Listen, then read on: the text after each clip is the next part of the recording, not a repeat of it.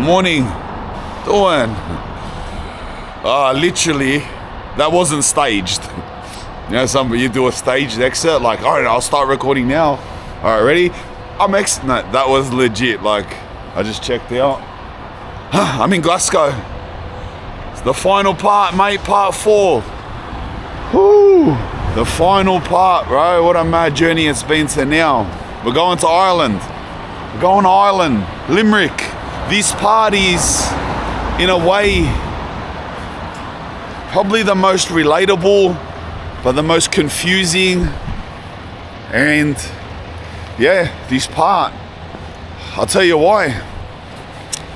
This part is a story that probably so many Australians, New Zealanders, Americans even, would be able to identify with. I know definitely Australians. And is that this is the part of my mum's dad, my grandfather. He is a second generation Australian. His dad's dad come from Ireland. But my grandfather himself was well and truly Australian, all right? Born in Australia. So he was the only one of my grandparents who were actually born in Australia that would say like they are a full-blown Aussie. But having said that, he, like a lot of Australians, when you talk to them, they'll say to you, yeah, I'm Aussie, but I'm Irish. Or I'm Aussie, but I'm Scottish. Or I'm Aussie, but I'm German.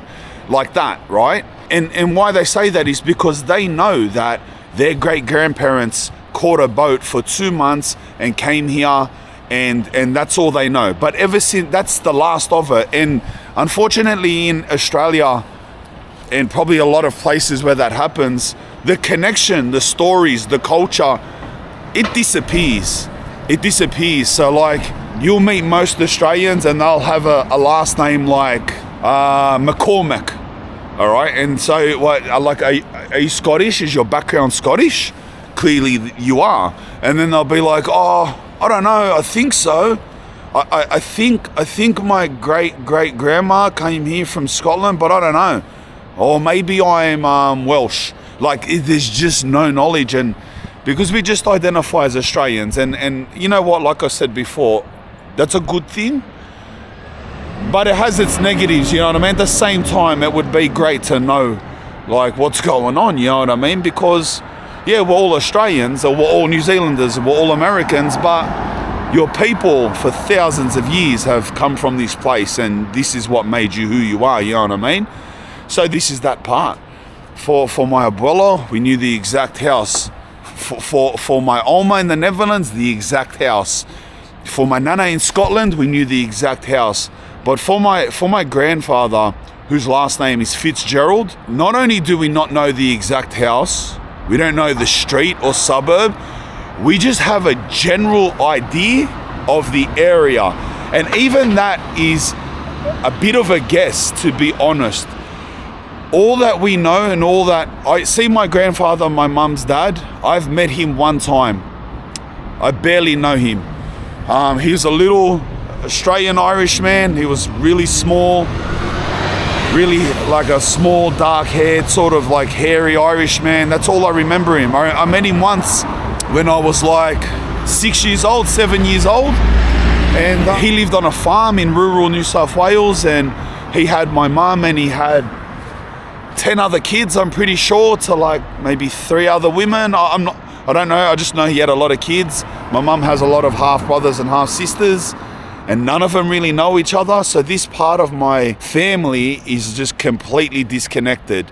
That doesn't mean that my Irish blood, which I came up 20% Irish, that doesn't mean that I'm any less Irish just because I don't know him. I don't have to know him for me to be genetically something, do you know what I mean? But yeah, all we have is a general area. And that area is a bit of guesswork. But I do know through research that the Fitzgeralds is not only a big family, but a very important family through Irish history. We'll get into that a bit later. I was actually, when I was reading about it, I was like, geez, these are one of like the largest, most significant families through the last 1,000 years in Ireland and through wars and stuff like that. I just know that the general area that they're from is Limerick. And there's a few little surrounding towns that they're from. There's parks and streets and castles and stuff named after the Fitzgeralds and around that part of the world. So I don't really have anything else to do, to be honest, but to do what 90% of Aussies would do in this case. Forget the chance of there being any family, or even my mum tried to talk to, put it this way, my mum tried to talk to her half brothers and half sisters, because my Irish Australian grandfather, he's died now, he's dead. So my mum tried to talk to her half brothers and half sisters, who she doesn't talk to that much at all, and asked and said, like, my son wants to go to Ireland and try to trace our heritage. Do you have any clues where he should go? And they were pretty much all said, like, no idea. Ireland, we wouldn't have a clue.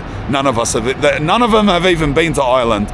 So if there was a part of me that was any more Australian, it's this part. This part of me is just so Australian that my Irish family on this half, they just like, Ireland, what is that even? You know what I mean? That doesn't mean that I'm any less interested. And like I said, just because they haven't kept the story alive, or they haven't visited and they haven't cared, doesn't make me any less Irish. I'm not any less Irish than I am Spanish. Just because my abuelo was born here, but my grandfather was in New South Wales countryside and just didn't care, doesn't mean anything to me, mate. I am as Irish as I am Spanish, and I'm as interested in going here as I was Spain. That's the honest truth. Spewing, I didn't get to see Glasgow really at all.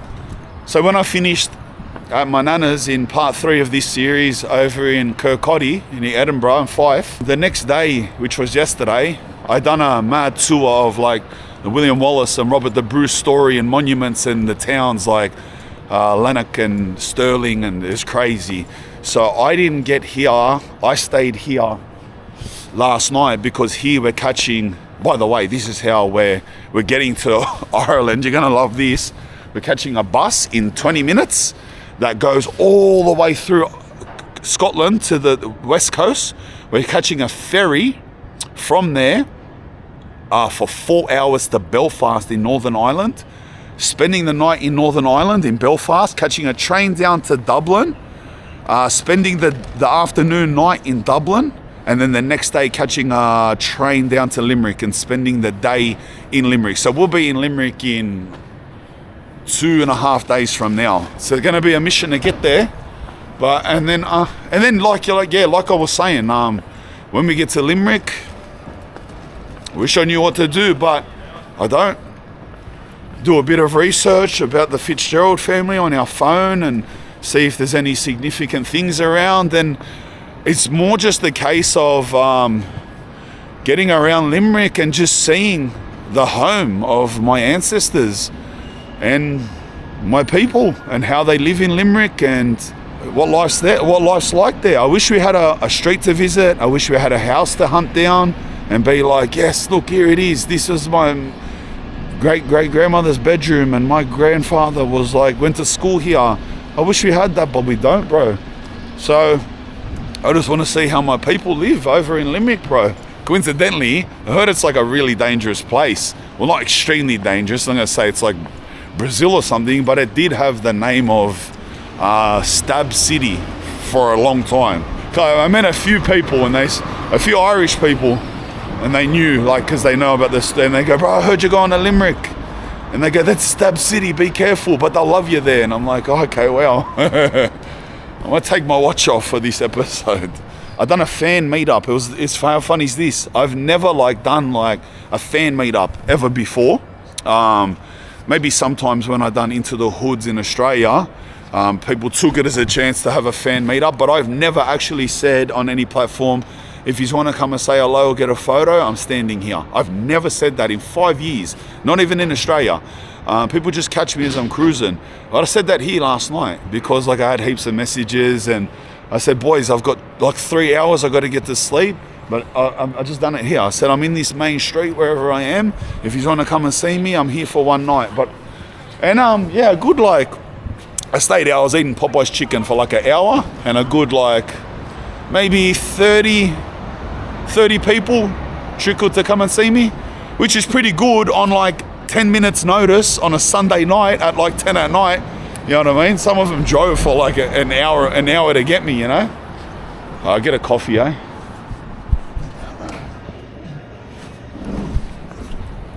Probably should have got something to eat. I don't feel like eating, it's too early. But at the same time, probably not going to be able to eat for ages. Because it was so late when we got here also, I didn't get to get a football jersey. Either Glasgow Rangers or Celtic. I want to get one of those two jerseys. That's where we're catching the bus from, Buchanan bus station. You can see all in the background of this bus station where the sun's rising. Just massive flats.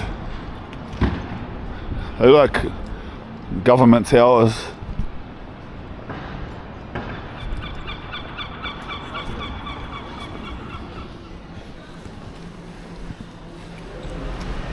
Right, this is us, lad. 57, Khan Ryan. Oh, that's huge. Egg and salad sandwich, lad, and a bottle of water, cuz. That'll get us through, brother. The bread's mad.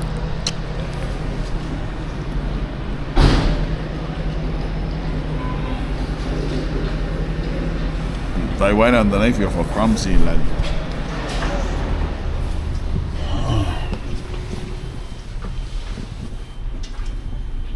Sit here in the middle, lad. Oh, bro, this bus is cold, bro. You know, one thing I noticed is that, like Glasgow's, it's very small, bro.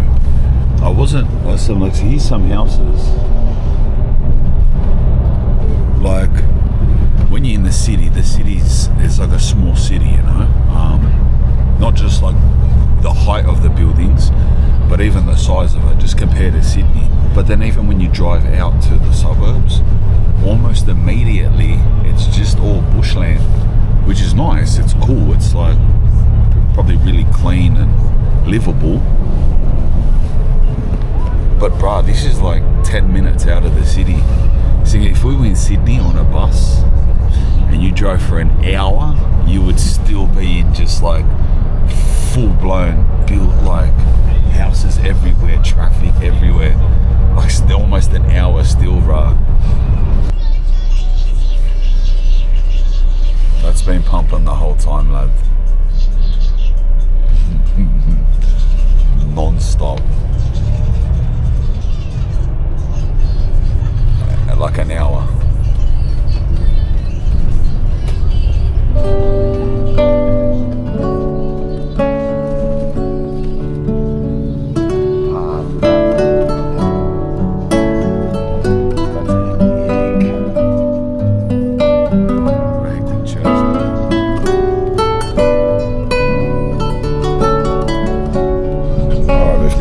Coast, and we're going along the coast the rest of the way into the ferry terminal. We're that far out, so we're less than halfway, and it's been over an hour. Far out. Yeah, I just don't understand that time. I can't believe this is still pumping, cars.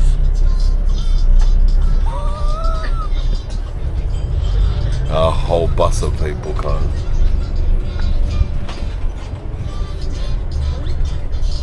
It's insane, bro. I swap seats to the back, see if you can hear it less down here, lad. Bro, it's a special type of person that can just let their kid pump an iPad full blast on a bus full of 30 people and just not say nothing for over an hour straight. Insane, lad. We're at another stop.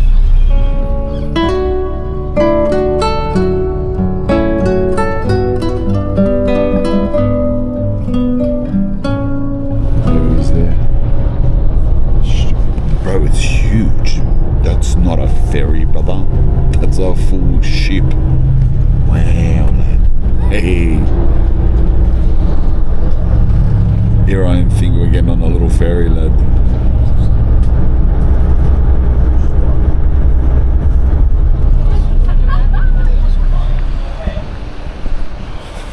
Soj, bruh.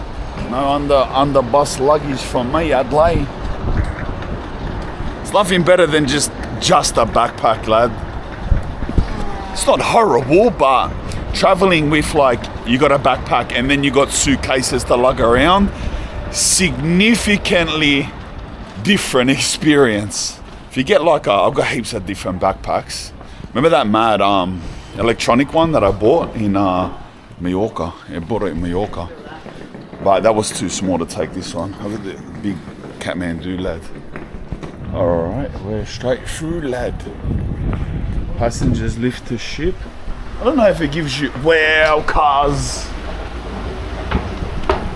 Like seat numbers? I can't see it. Anyway, we'll figure it out. Look at the size of the ship, lad. It's hectic. Hectic, lad. Oh, ma. Look how far it is, lad. Down the end there, that's like, it looks like it's like 400 meters away. Oh, the cars are driving on. You know what, well, like going through back there was all police and stuff, and like they're doing big checks. Question the reason, not just me, everyone, reason of travel, like documents, body scan, not a body scan, metal detector. I don't mean like an ultrasonic scan. I wonder why. It's the same country, isn't it? Northern Ireland. Why can you go from England to Scotland, no one looks at ya, but you go from Scotland to Northern Ireland and it's like you're changing countries. Northern Ireland, lad, that's huge. Wow, Northern Ireland, lad. Cars, look at this boat, lad. Wow, brother. I'm in the Hege Lounge. Oh, restaurants, but there was like shops back there. Coffee, less ouge, lad. Oh, there we are. Hege Lounge. That's mad, bro. Sit here. It's hectic, huh, lad? Cozy chairs, brother. I think this, I don't remember how long this boat ride goes for, to be honest. I think it's 4 hours. I'll check up for this properly. It smells like mad coffee. I think they're making coffees. It's making me want one. I'm gonna go up and make coffee, bro. This chair's cracker too. Hey, cracker chair, brother. Gonna make a coffee, lad. Get a coffee going, brother. I'm cheated. I love this. That's huge, brother. Restaurants out there. Cuz, look at the size of this boat. All we seen, we walked in, straight to shops, a restaurant, and then here. There's probably like full cities to discover, like underground tunnels and abandoned warehouses, and like there's a full hood tour to do on the boat, lad.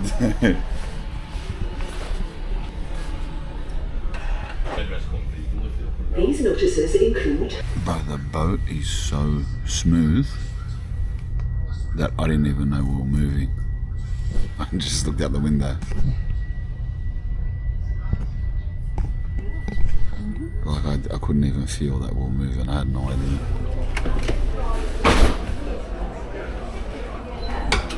Oh, we get a full look. You get a PIN code to get in. I was wondering why they gave me a PIN code, bro. Look, 8282. I was thinking, why have I got a PIN code, bro? Bro, look out there, lad. It's busy as. Oh, Snudlight. Panogy cans. I didn't even know we were cruising, brother. Hey. That's hectic. It's slippery here, bro. It's actually slippery. Yeah, bro, the boat was so smooth.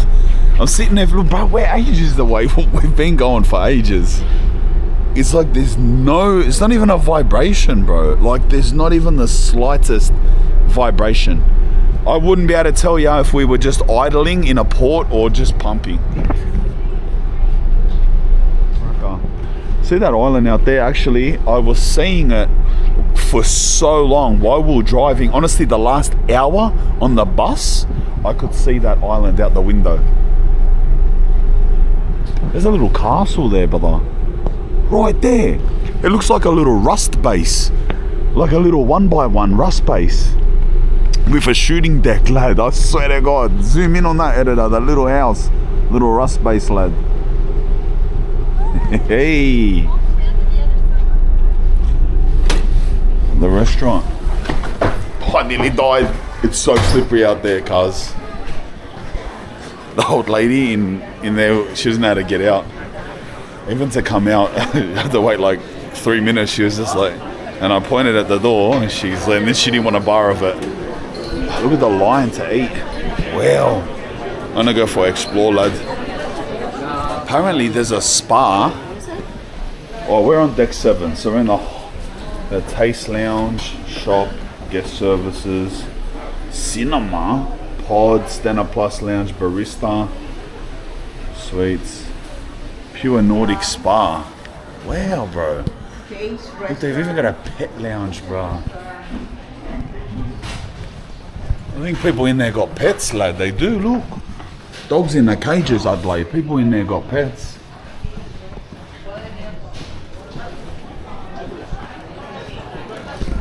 This little bar's got a mad view, lad. Like they're right at the front. Look at that. Go have a little gaze, lad. Oh, that's cracker. Like, look at their spot. It's like right on there. It just looks hectic. Like they're sitting right at the front window, you know what I mean? I'll give you a little gaze without invading people's privacy. That's mad, eh? That'd be a mad seat. I'm hungry, but cars, what a line. Look at the line, brother.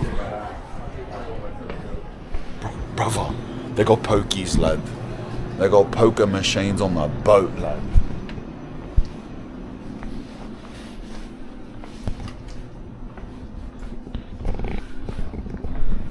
There's no way they have pokies. They got a little casino.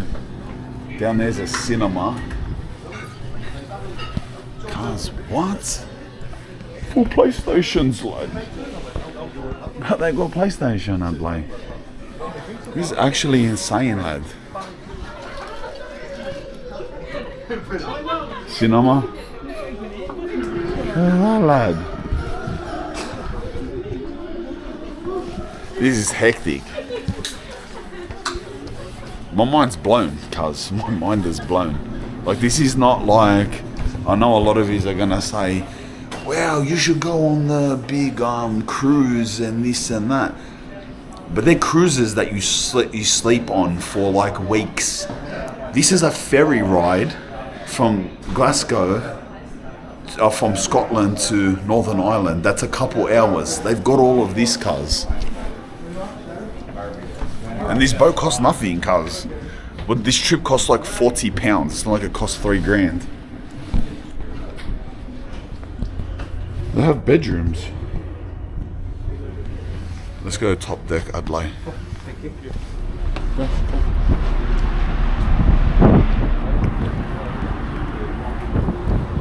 Look at that. Oh, it looks like we're actually about to leave Scotland. That's the edge. There's a mad lighthouse there, see it? This is sick, bro.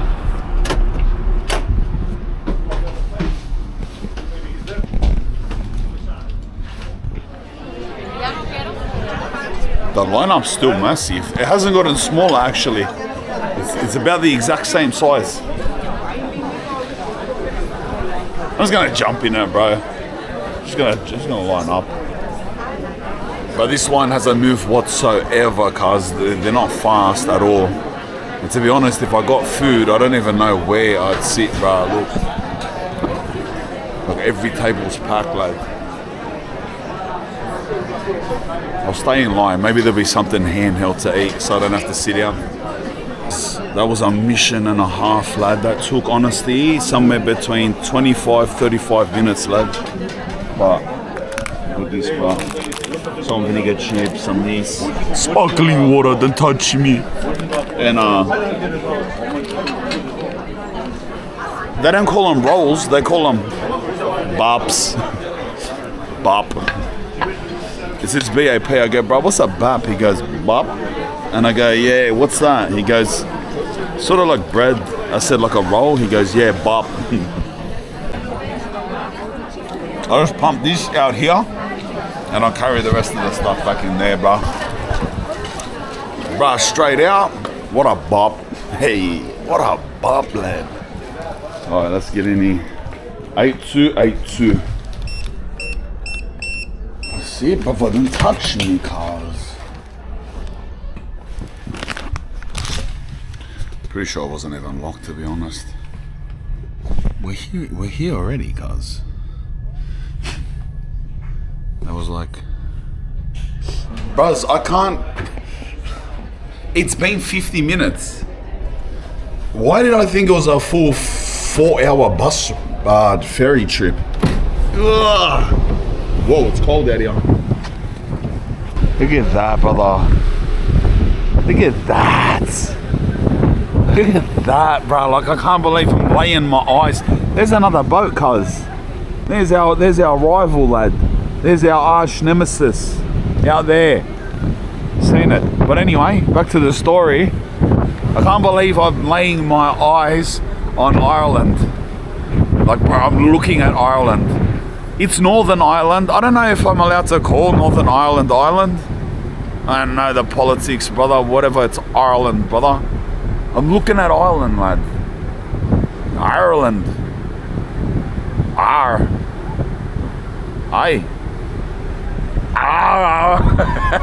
I'm so jade, lad. I'm so jade. Anyway, I haven't even told you the precise itinerary. So we're here, but that was quick as. It's the middle of the day, brother. It's like 12:30, 12:40 or something. We're staying here the night. So we're exploring Belfast, lad. House. Adelaide, we're exploring Belfast, bro. So we'll go in. I've got to book a hotel. We'll do that when we land, because I'll see where we are. And I'll find out tomorrow where the train goes from. So we'll book a hotel around those locations. But we've got the rest of the day and tonight in Belfast. And tomorrow we're on a train to Dublin. So hectic. So get to, or is it a train or a bus? Might be a bus. Who knows? But tomorrow we're going to Dublin. So we're exploring tonight in Belfast, brother. Let's ouch. You know what I got to do, bar? In this afternoon that we got in Belfast, I got to take an hour to train. Bro, I've barely got to train this because we've been so flat out this whole trip. In the first 3 legs, lad, like, I trained, the first time I trained was in Portugal, in that town. What did I do there? Push. I done a pool routine in Vigo, under the castle, that morning, sunrise. And then I done a legs routine in Amsterdam. I haven't trained since Amsterdam. So it's like, bro, I've trained 3 times in the past, like, 8 days or something. So we definitely got to, what are we back around to? Push, pull. No, I said that wrong. I done a push routine. Who cares anyway? I know what I'm up to. I'm up to pull. I said it wrong. Whatever. I'm up to pull. That's all that matters, bro. We're going to train. So we're going to book a hotel with a gym. Look at that mad little town down there, bros. That's cracker, lad. Looks so beautiful. It's so beautiful. We're going in a bit further into the opening, into their river. Belfast is down a bit further. I want to see if we can see anything at the other side. We've just been looking at the right side, lad. Hey.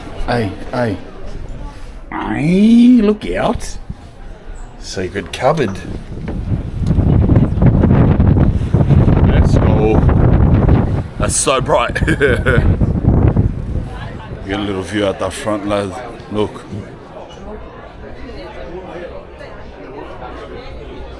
Looks like it's straight ahead of us where those cranes are. I don't know, I can't get an estimate of time, lad. Because when we entered the heads, when I seen, bro, I've been standing for ages.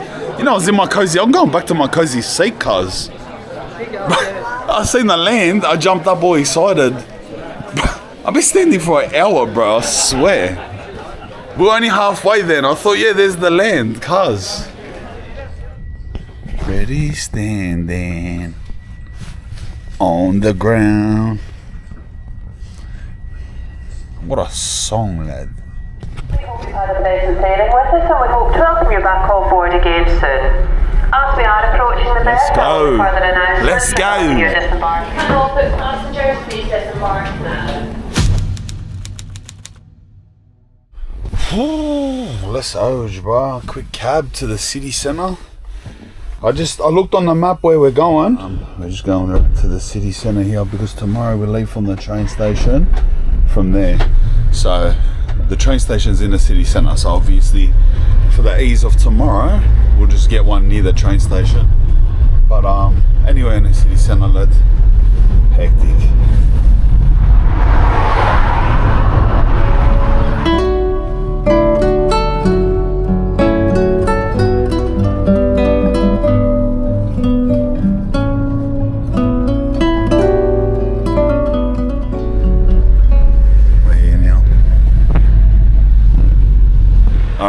We're up there, 77.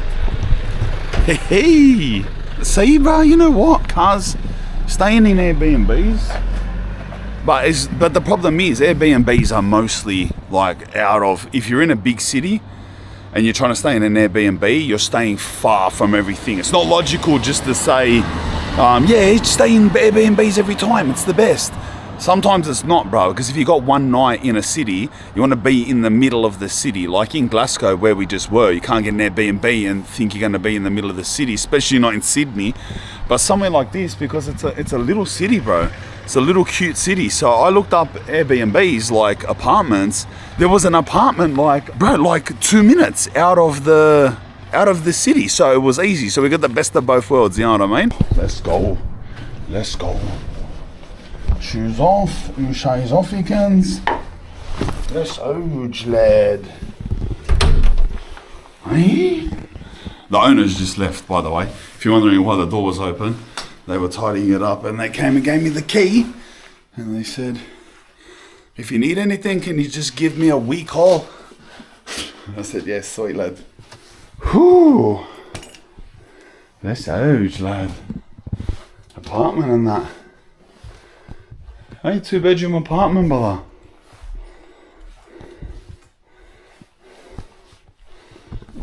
That's huge, brother. Nice. Hey. All right. Whoa. Hey, nice and cozy. All right, here we are, Northern Ireland, brother. We're in Ireland. What's the time? It's like 3 p.m. All right, I'm gonna put my dirty clothes on. This is my last clean outfit. This is it. I haven't got to wash clothes for the last 3 days, and I got 4 outfits. So I'll put the clothes on, unpack my stuff a little bit.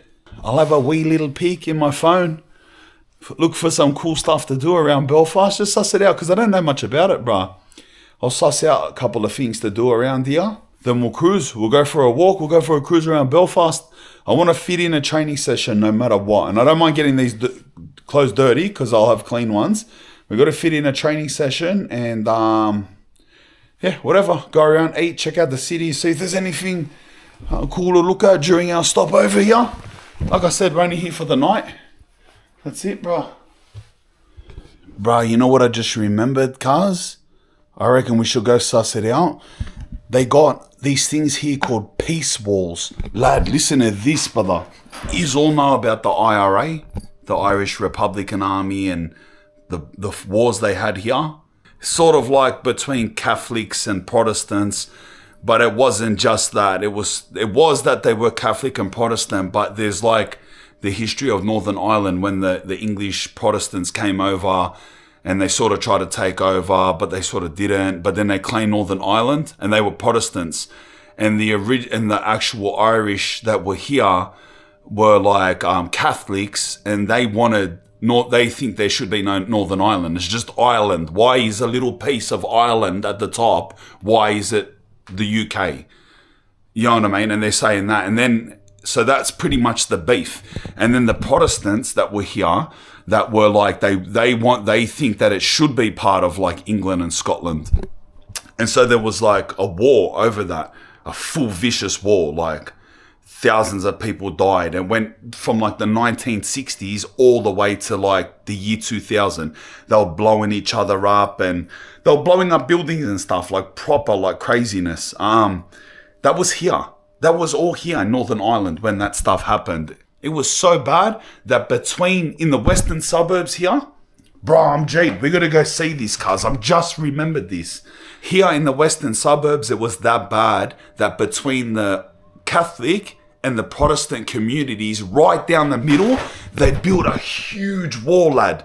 Like, you know, in the Berlin Wall, like a huge wall dividing the two communities, like a prison that you couldn't get through. And it had like guards and stuff, just so they'd stop killing each other. And that wall still stands. Obviously, they're not killing each other still, but that wall still stands there. It's still there, even after like peacetime. Like, how crazy is that? There is a city in Ireland with a big wall down the middle because they were killing each other. We gotta suss that out, bruh. We've gotta suss that out. Bruh, there's a little park behind those flats there, like a tiny little park. And if there's nowhere to train in that park, lad, I can't even find another possibility, lad. Yeah, there's not many parks, bruh, for a good walk. But we'll find somewhere anyway. Whatever. Let's go. Let's cruise, bro. We'll cruise now. The washing's on. It's alright, little neighbourhood, eh, bro? This is an inner city neighbourhood. Bro, we're like a couple minutes away from the city centre. It's mad that there's houses here, eh? My little old school area, lad. Maryville Street. Oh, look, there's a park here. Oh, perfect. There's a mad park here, lad. Hectic. Perfect. Bro, that couldn't have been any more perfect, bro. That couldn't have been any... Hey? I know you. You know me? Yes. How are you, brother? Bro, look, there's a park just here, cuz. We're staying right there, and there's a park that train just here. I'll smash out my session. I'll do like a pool session. I won't bother you with it. Stand around in the park annoying people, filming while they're trying to train. I'll smash out the How are yous? Good. How yous going? The kids are coming to see me, spinning out on me. Why am I talking? I am. How are you? Spanian. Spanian. I walk around the world talking to my camera, eating food and training. So you training like that? Yeah, I'm coming here to train, yeah. Actually, That's your first time here. yeah, it is. My first time in Northern Ireland. Yeah. Alright, I'm going to train. See you later. I want that in your YouTube video. You want to be in it? Yeah. Well, you are in it. As long as I have your permission. Alright, thank you. Do a quick trainer session here, and then we'll go get a feed, look at the city, and then we'll cruise off, alright? Just doing a pull session, like chin-ups, rows, a bit of biceps. It'll take me like half an hour. There's a lot of flags around, all down the street. I don't know if that's a common thing, or it's just coincidentally this street. I love it. British flag, and I think that's the Northern Ireland flag. It goes 1 for 1 for 1 for 1. Probably has a lot to do with the context of what I was saying. The disputes over, you know what I mean, would make people ultra identifying, do you know what I mean? Or it might just be this street. It might just be a coincidence. But what a coincidence this park is, bro. Cause that's everything. That's perfect, lad. I'd walk 40 minutes to find a park like that, and it's at the front of our house. It's hectic. Quick and simple, bruh. End up doing 5 sets of chins, 5 rows, 3 bicep curls. Simple. My little suburb, eh? This is the street that the taxi driver was saying. It's a main street. Dublin Street, Dublin Road. So if we get lost, you can ask anyone Dublin Road and we'll find our place. It leads up to the middle of the city from here.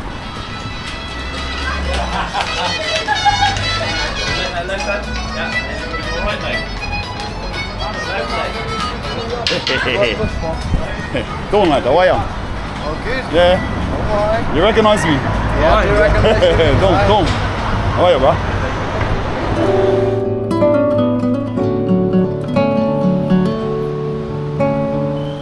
They got Nando's here, lad. They got Nando's here. Nando's would be a mad feed. Hey, look, the boneyard, bro. Yeah, look, the boneyard.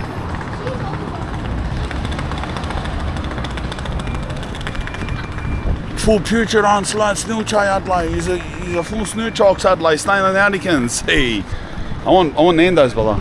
It's trainer feed, you know what I mean? Chicken chips, whatever. On me we go, lad. 4 boneless chicken thighs and peri-peri chips, brother. Let me just give this up quickly, lad, and we get on with it. Sometimes it's good just having chicken and chips, bro. Just heaps of chicken, lad. Yum. My mouth's burning. I demolished it. Their hot sauce. It's actually hot, lad. We'll go up this way because I know the general direction. I want to go to these peace walls first while it's daytime still, so we can see the art that's on it and the murals. I think there's murals and little information boards and stuff like that. And we can head back into the city centre when it becomes evening. Sound good? Sound good, lad? Spanian. Yeah, how are you, lad? What are you doing in Ireland? Go on, brother. How are you? What are you doing here? Vlogging around, bro. Why come here? I'm stopping through, brother. Just exploring. enjoying your beautiful country, cuz. Okay, have fun. Thank you.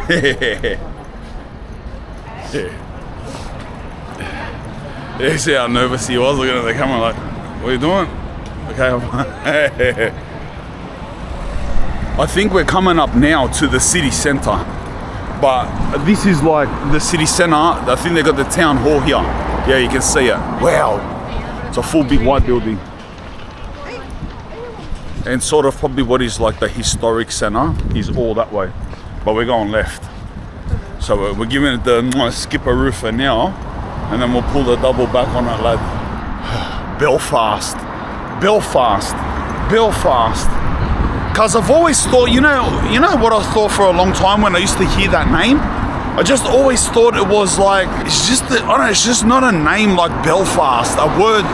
It sort of sounds like an East European word, you know what I mean? I always thought of that, like when you hear Glasgow and London and Dublin and you think, yeah, like it sounds like it belongs in this part of the world.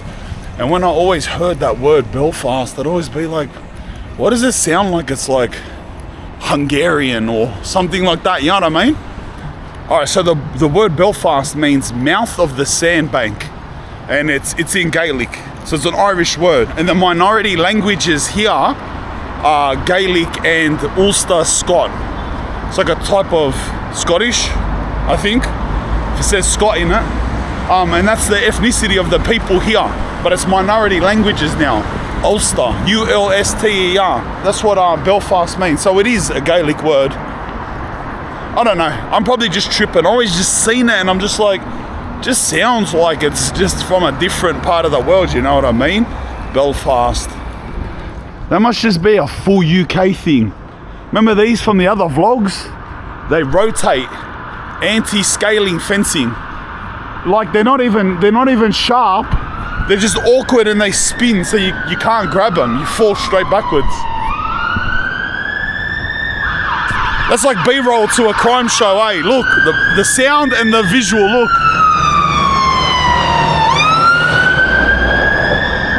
NYPD blue. You know what I mean? My little street, brother. True? That's a cracker little street, lad. Something about this street, sort of like, this is Northern Ireland. This is so weird, this street, cuz. This is what I imagined it. It's exactly what I imagined it to look like a Northern Ireland street. Just fully encompasses, you know what I mean? All right, we're heading into West Belfast, and up along this road and then off to the right is where the Peace Wall is. And back in those days, where the most troubled, although the dramas were everywhere, I think they actually call them the Troubles.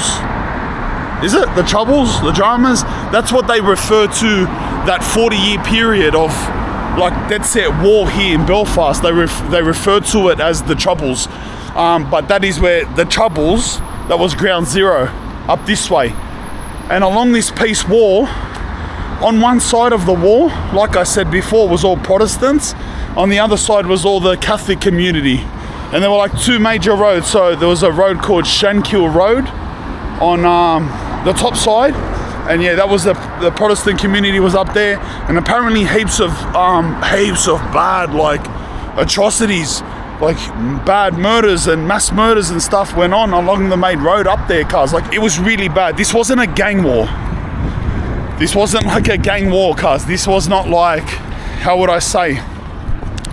You know, some area in the suburbs has dramas and people are fighting. And no, this is not this. This is like the governments have to get involved and make peace treaties and explosions. Like, brother, they were proper like setting off bombs in massive buildings. But they went to England and they were blowing stuff up, and this is not like a family fighting a family and someone got shot dead, cuz. This is like war. This is war. Oh, they play hurling here. And Union, obviously, but they play hurling. And hurling is the very origins of AFL. Hurling, that concept threw down into Gaelic football, threw down into AFL in Australia. Yeah, so one main road is Shankill Road, the Protestant, and Falls Road was to the south of the wall, and that was the Catholic. And the surrounding streets of those main roads were the communities.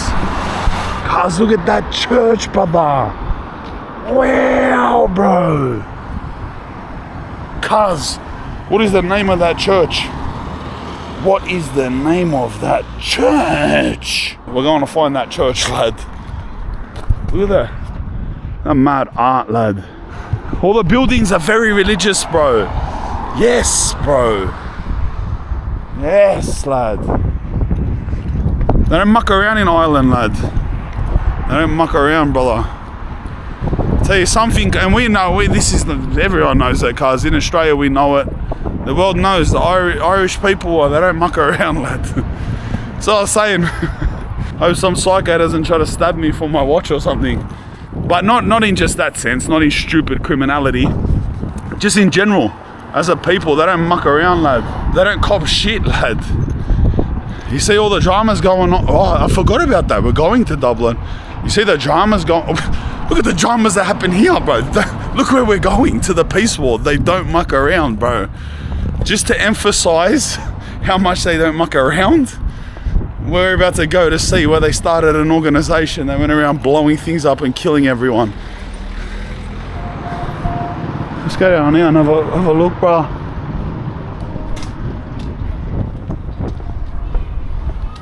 Apparently we're in one of the bad areas of Belfast. Look at that, lad. It even looks rough, lad. It feels really far out. How do I say this without... I'll tell you what I feel about in my very premature judgment.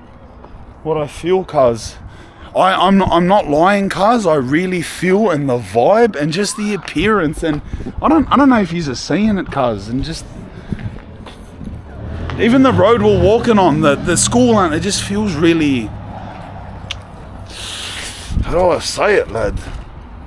It feels like trauma. I don't know how to say it any other way. It feels like, it honestly feels, it gives me the feeling of trauma and sort of sadness, cuz, and a feeling like that I have never got in any other white country before. Half of you will hear that and you will be like, oh, what's that? Oh, you can't. And the other half of you know exactly what I'm talking about. Yeah, I don't know how else to explain it, cuz. Yeah. Alright, we're not far from the Peace Walls. It's just a couple streets up and then to the right. So we'd almost be at like an active place back then.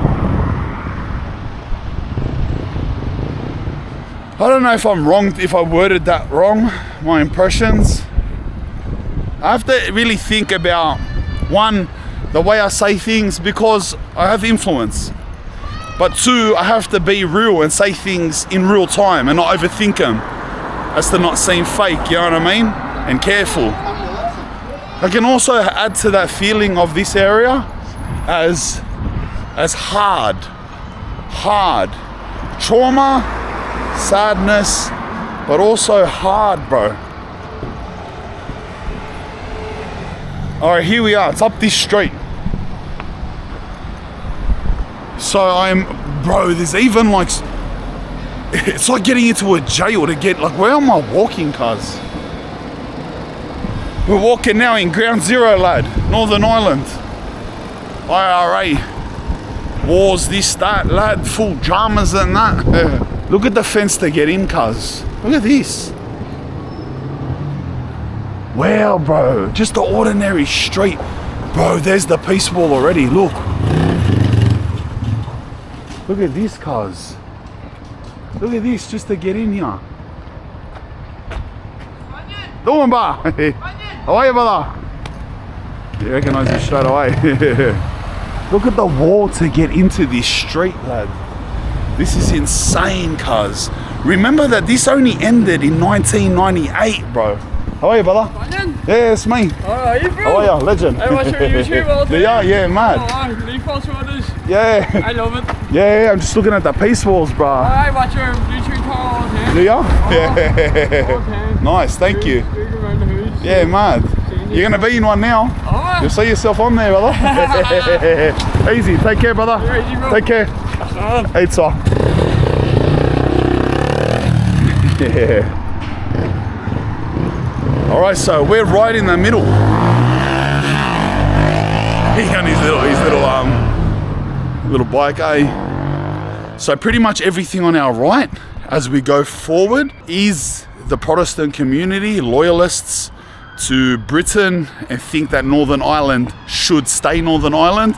I'm simplifying this. Everything on our left of this peace wall is Catholic, Irish, that think that this is part of Ireland and there should be no such thing as Northern Ireland. That's oversimplifying it. This wall is here to stop them killing each other. I can't emphasize that more. This wasn't a gang fight. This is not a family feud. This is war.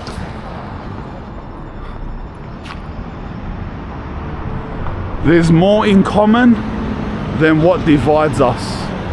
How mad's that, bro? Look at this.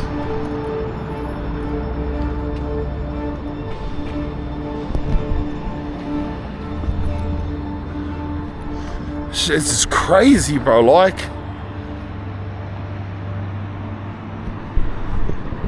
that's how recent the poster and the signage to teach the youth to stop hating. Like, that's how recent it is. Look at the images. This, you're not going back to the year 1700. Like, bro, it's like I was in school while these people were at war, cuz.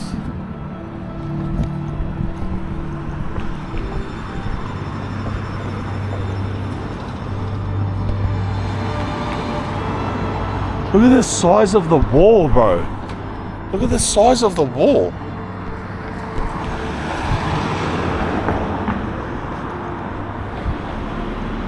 Bro, I'm getting goosebumps, brother. I'm getting goosebumps, cuz.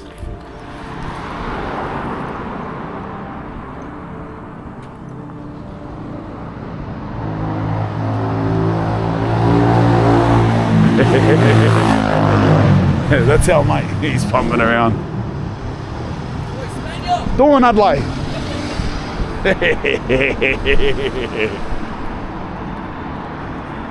Someone graffitied over it. Still, the graffiti's mad.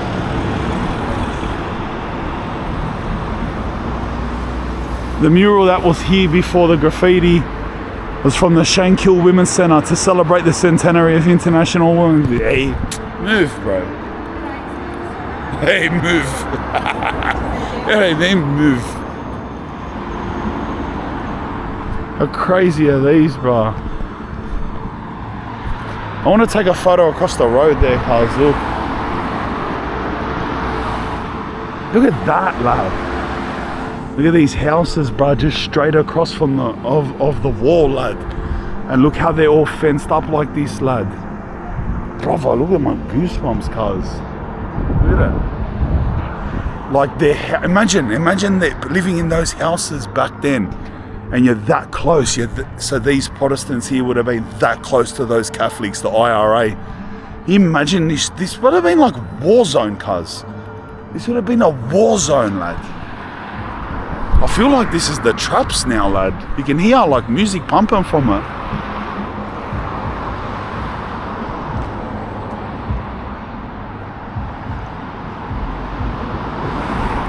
Like, look at the security, lad. Behind this fence, look again on their fence. Full sharp, like. She found a spot to write her name. Look, she can barely reach it. See, that flag has a red hand. I wonder what that means. It's a hand like that.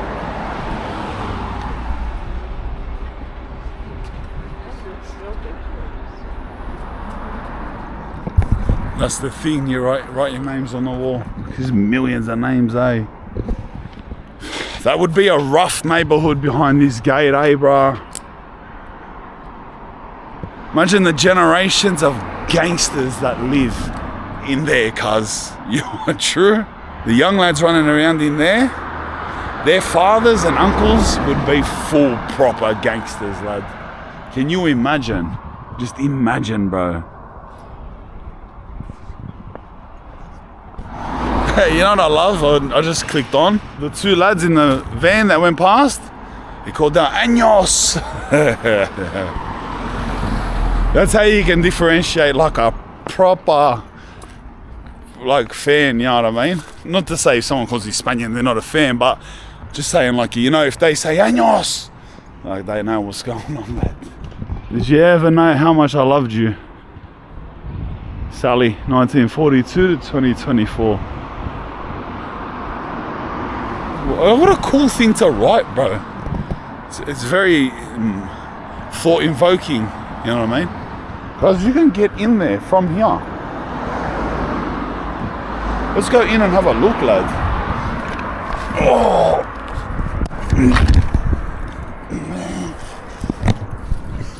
Hey, big peace walls now. Make sure I didn't drop anything.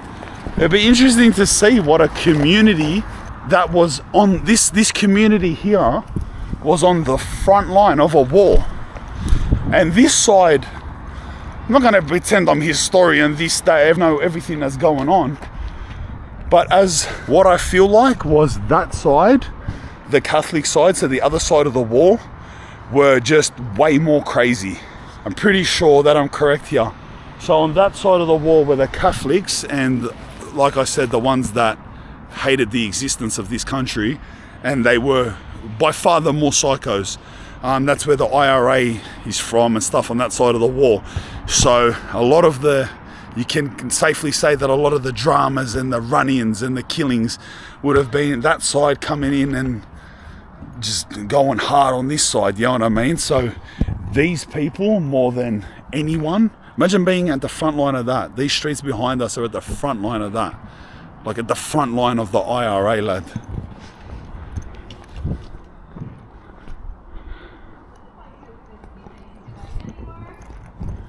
Don't ask me how my family vlog turned into one of the most historically interesting episodes of Into the Hood I've ever shot.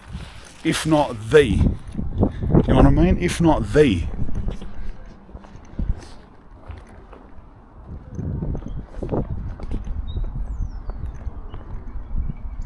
Look how visible that is from down the street. Cuz, do you remember how I was just saying, bro, I'm getting goosebumps, lad. This would have been the hecticest well, it is into the, we're here, but even better. Listen to this, bro. You remember how I said this community would have copped it? Let me tell you something. So see, up here, we're coming up to their main road, cuz. Far out, look at this.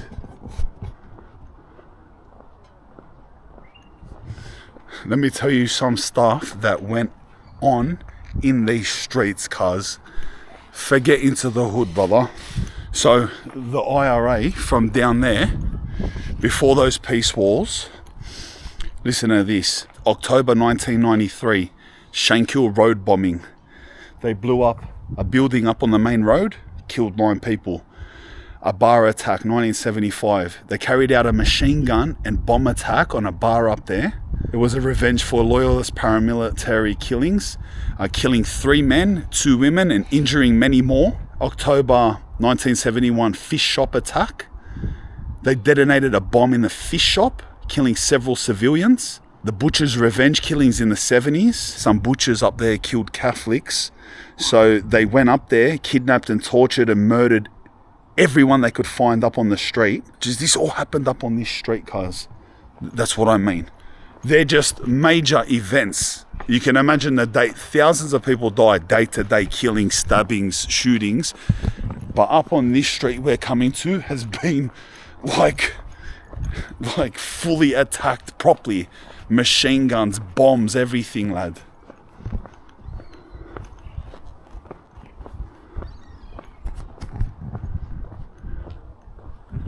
But I can't get over that, cuz. All of that up on this street, cuz. Look how close it is, bro. So that big school, that big Catholic school there, that's on their side, lad.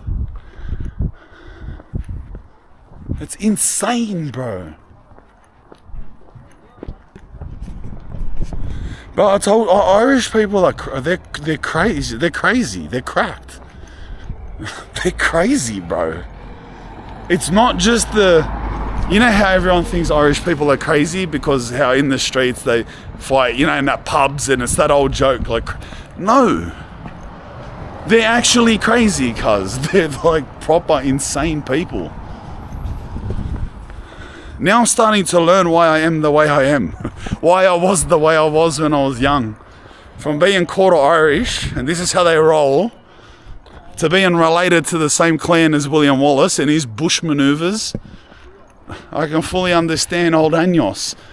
I've got the street manoeuvres of the Irish. I'm in and out the bushes like William Wallace.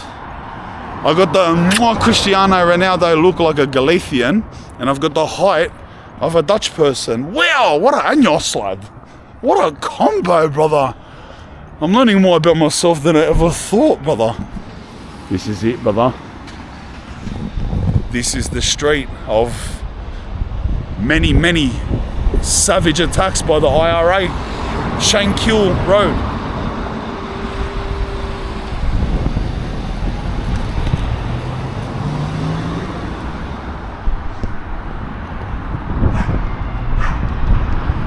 You know what I can tell? I wouldn't say the beef, but the mindset is very much still alive, cuz. I'll tell you why. The amount of UK flags that are here is outrageous, cuz. Like, look, lad. But I'm talking thousands and thousands. Every building, everywhere possible. Do you get what I'm saying? Almost like just a shove in the face type of, to that extreme that it's like this, like it's a statement. So that says that look. That's what I mean. Like, so the mindset is still very much alive. All the back of those houses down there are just all like security, barbed wired, razor wired up.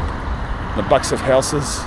You see what I mean? The flags, even down there, the front of houses, everywhere that they could fit a UK flag, there is a UK flag, lad.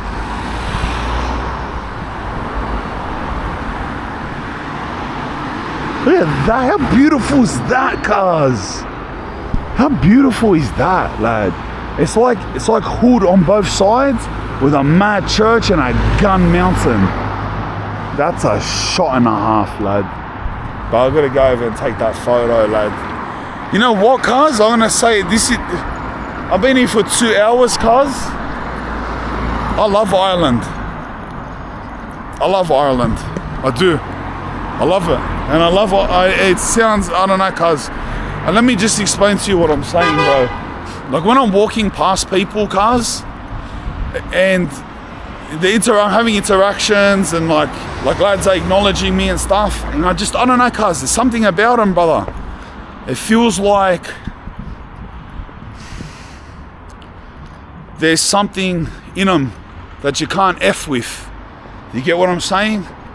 There's something in them that a lot of, I won't put color to it, but a lot of countries in this part of the world have lost. I just feel like these people here, Irish people, they just can't be messed around with. You get what I'm saying? Like, you're not coming here and starting your own gangs. You're not coming here and starting your own communities and carrying on. Like, they're just not, you can just look at them and you can just see it in their eyes, cuz like, they're just the look in them. They're just like, they're ready to go, bro. And it's just like, it's just different. It's different to walking past Scottish people. It's different to walking past English people and Dutch people and the rest of this part of the world. There's just something that's, can't explain it, bro. But you know, like it's like when you're from the hood, cuz, and you see lads, and it doesn't matter outfits, and it's not about that. It's not about the yarns and the haircut and the man bag, and you can look in their eyes and you know, like, he's a mad Adley. Like, he's eats, bro. You know what I mean? It's like everyone's like that. If you get what I'm saying, it's like every lad you walk past, every Irish lad is like, you can look in his eyes and you know he's solid. Like, he's Eitzwa. Like, that's just the vibe I get. And I feel like if you were raised here, you'd be raised all right, cuz, you know what I mean? And I'm making that judgment after 2 hours, brother. The Shankill Memorial Park. We'll see what this is about, lad. 11 Irishmen were killed in the first day of battle, among 19 French and 200 I just overheard him saying something about 7,000 people died in the first day of 7,000 Irishmen died in the first day of some battle. The memory of those innocent victims of the Shankill bombing in 1993 and all the innocent victims of terrorism from the Shankill community. Far out, bro. And when I said before, when I was explaining about the type of way lost in this part of the world, it's not just here too, it's definitely Australia. It's definitely Australia, brother. A lot of places now. A lot of places.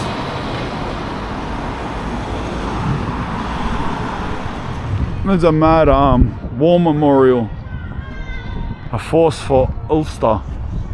Guys, I'm gonna clarify what this word is, Ulster. I can't be walking around. Oh, it's a very important word. I think it's their identity. I think it's their race, and I'm not clarifying it. And I can't keep walking around and, you know what I mean? Let's clarify. So Ulster was the province of Ireland. So Ireland, the whole island. The island of Ireland was made up of different provinces, and the province of Ulster, the clan, the tribe, the province, however you want to refer to it, was where now they've turned into Northern Ireland. So it used to be Ulster, and now it's Northern Ireland. So Ulster is a way to refer to what they were called before Northern Ireland, when they were part of Ireland. Not to be partisan in any type of, in this dispute. My knowledge is shallow, my history is shallow, but on the surface level, if this whole island is Ireland, and the provinces in the northern province being Ulster, and one day Britain came and said, here, this is us now, it's a different country, we're calling it Northern Ireland and we own it, why would you want that? Why would you want that? And then being Irish, and you would say, yeah, I like that. Why would you? You'd be saying, listen, move out of Ulster, get off Ireland. That's what I would be thinking. Unless there's something I'm missing, I can understand a lot of people's anger, you'd be just like, what are you talking about, bro? You can just stay on your island. You're just there. You got a whole mad country. Like England, you have a mad country. In Scotland, you have a mad country too. And this is Ireland.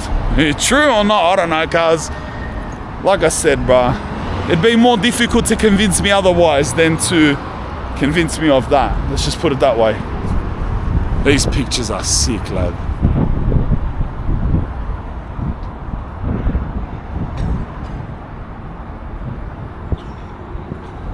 Wow. Great Shankill bonfires. Is observed and photographed working class Protestants living in Belfast and engaging in the preservation of the tradition and culture. Wow, look at that. They make big bonfires, look lad. Hey, that's hectic. Where's our bonfires, brother? Come on. Let's walk back through the hood, brother.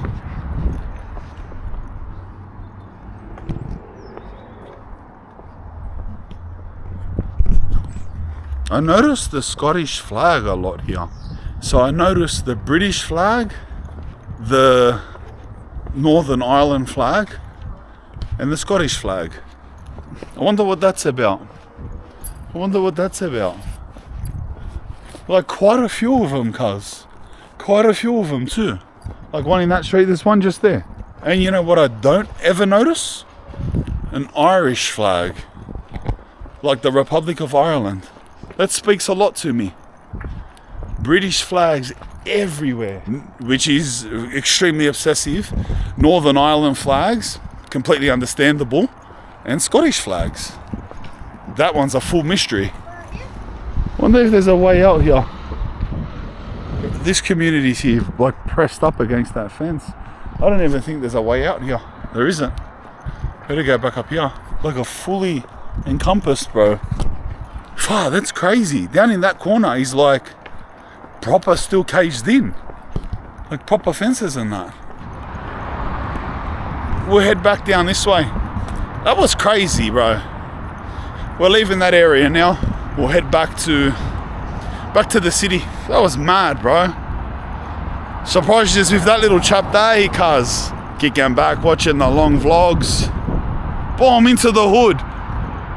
Brother, if I walk all the way down there and I can't get out,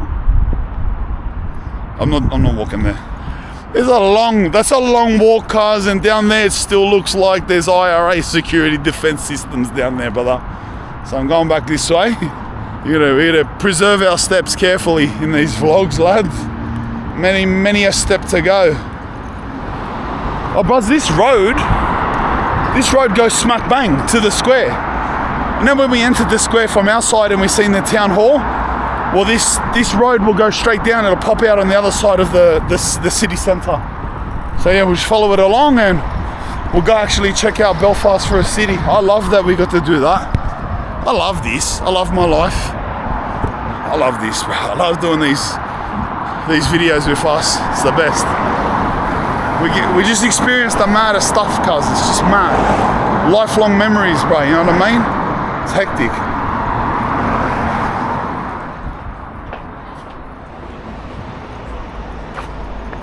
That looks like a mad street, lad. Alright, we're in the downtown now, lad. It's hectic. Bank of Ireland.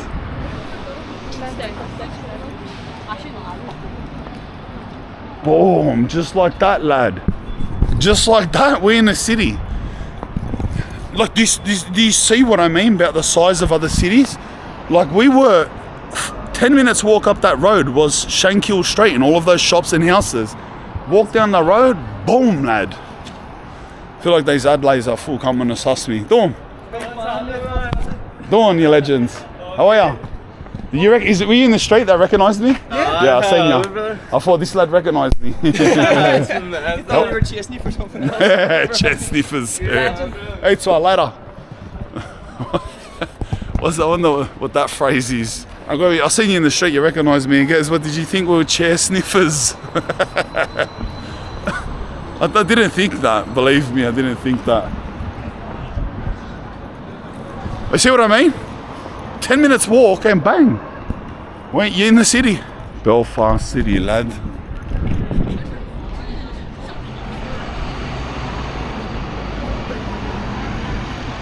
I can see there's a homeless issue already. Already you can see like pockets of homelessness, but like every city. Like every city.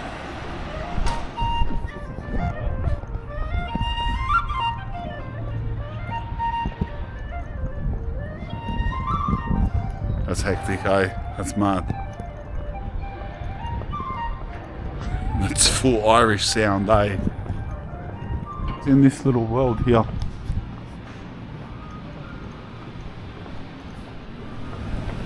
Oh, apparently a lad was telling me in Scotland, he says, make sure when you go to Ireland that you drink a Guinness.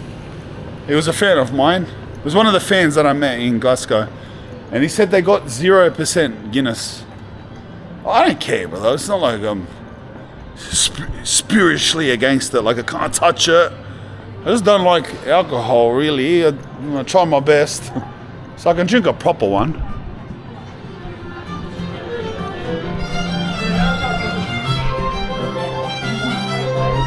It's crazy.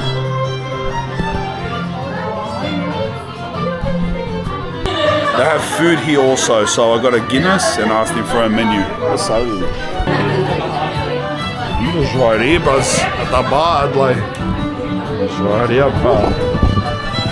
It's hectic, like. It's so dark in here. Cause they got Irish beef stew. I gotta get that, lad. Irish beef stew and a Guinness and an Irish pub, brother. Let's go.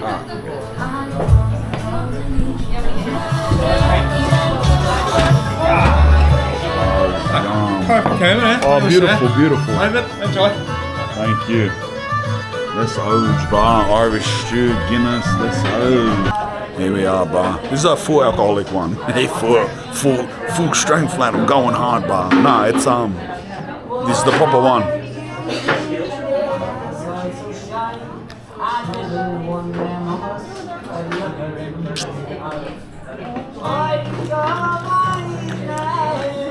Tastes good, bro. Tastes good. I was expecting something extreme because of the color. Tastes like a nice smooth beer, bro. It's nice, brother. It's mad. That's actually a nice beer, cuz. I'm not even lying. Wow. Why does it look that color, bro? Don't touch me. Nice Irish stew, cuz. Brother, I'm so Irish right now, cuz. I'm so Irish, brother. Cuz, all that's missing is the leprechaun, Adlai. Yum. Yum, bro. Yum. Boom, lad. See, brother? Let's cut. Wow.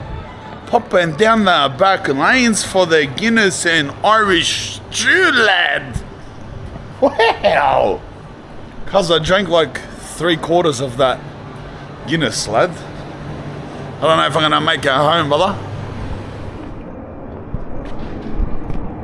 I forgot where we were. Where were we? I thought we came off the main street, but we didn't. We walked down a lane into another lane. Adelaide, there's a JD open. I wonder if they'll have jerseys in here, cuz. Where did I buy the Arsenal jersey? Was it a JD? I think it might be, lad. I think we have a little chance, cuz. At the back, brother, I see jerseys. I see jerseys, lad, at the back, brother. Lad, I don't know who the Northern Ireland soccer team is, but that's the one I missed out on from Glasgow, lad. That's the one from Scotland, brother. Celtic. I got the full Celtic nos, lad. That's the jersey I was supposed to get in Scotland, lad. See, that was meant to be. That was meant to be. And I didn't know which one to get. Everyone was inboxing me, get whatever. It's right at the front. And the bloke, look, the bloke there, he's wearing it. On the push bike. He's wearing it. Cuz it was meant to be. This building in their town centre, town hall, I think it is magnificent, brother. For real. That's like up there with the greats. Look at that, cuz. Look at that, lad. What are you doing, lad? Oh. Oh, wait, right? Yeah, get a photo. Yeah, it's all. Yeah, go on, lad. How are you? So I walked past you, I was like, wait, I recognise your face from somewhere. Yeah, take a photo, bro. I couldn't believe it. Yeah. Man, it's all. What a building, cars! Wow. You know, I just noticed. I'm gonna personally spread the word Eitzwa full Sydney City talk all over the world, cuz I don't care who I'm talking to. Buckingham Palace lad, King Charles comes out. We're doing Adelaide Eitzwa and that. Where you from, Charles? Adelaide? Mayfair? Eitzwa lad, later. I swear that's how I talk to him, cuz. Doesn't matter, lad. This is the spot, lad. This is the spot, Adelaide. Oh, cuz, you can go in there, cuz. It says Belfast, Adelaide. Hey, it says Belfast. Alright, bro, I had too much Guinness, lad. Leave me alone. Bro, look, just outside this. I love this, cuz. Just outside the city, cuz. Look, just bang. Mountains. Like, just there. Like, bang, bro. Look how close they are. That's like 10 minutes drive. Green Mountains, lad.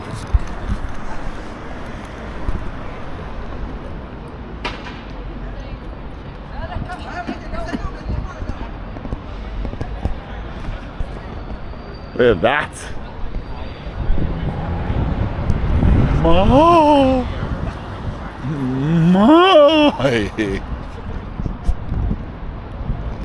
I got a feeling, lad, that tonight's gonna be a good night.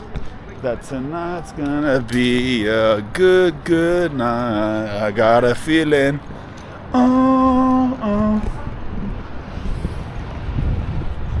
Alright, bro, straight out. I'm gonna head back, lad. I'm gonna head back. We still got a long time to go, bro. We still got a long journey to go, I mean. That's a good exploration of Belfast. We still gotta head tomorrow to Dublin. Stay in Dublin for the night. So we're gonna look around Dublin too. Eat out in Dublin. The journey there. And then the next day to Limerick. And we got the day to explore Limerick, and Limerick is the place that we're trying to go. So we're still not going to be there. We're going to be there 2 days from now. So could explore around here forever, but we need to get to it. You know what I mean? I head back to the Airbnb, get cozy, dry the clothes. Let's go.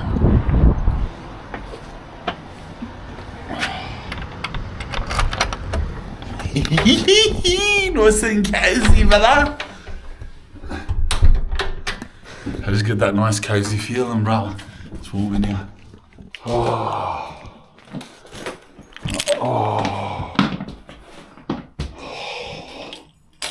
Let me just check how the clothes are.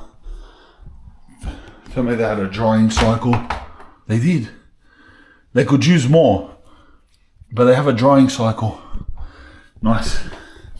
I'll put them in a bit more. All right, that's us. The clothes are gonna dry.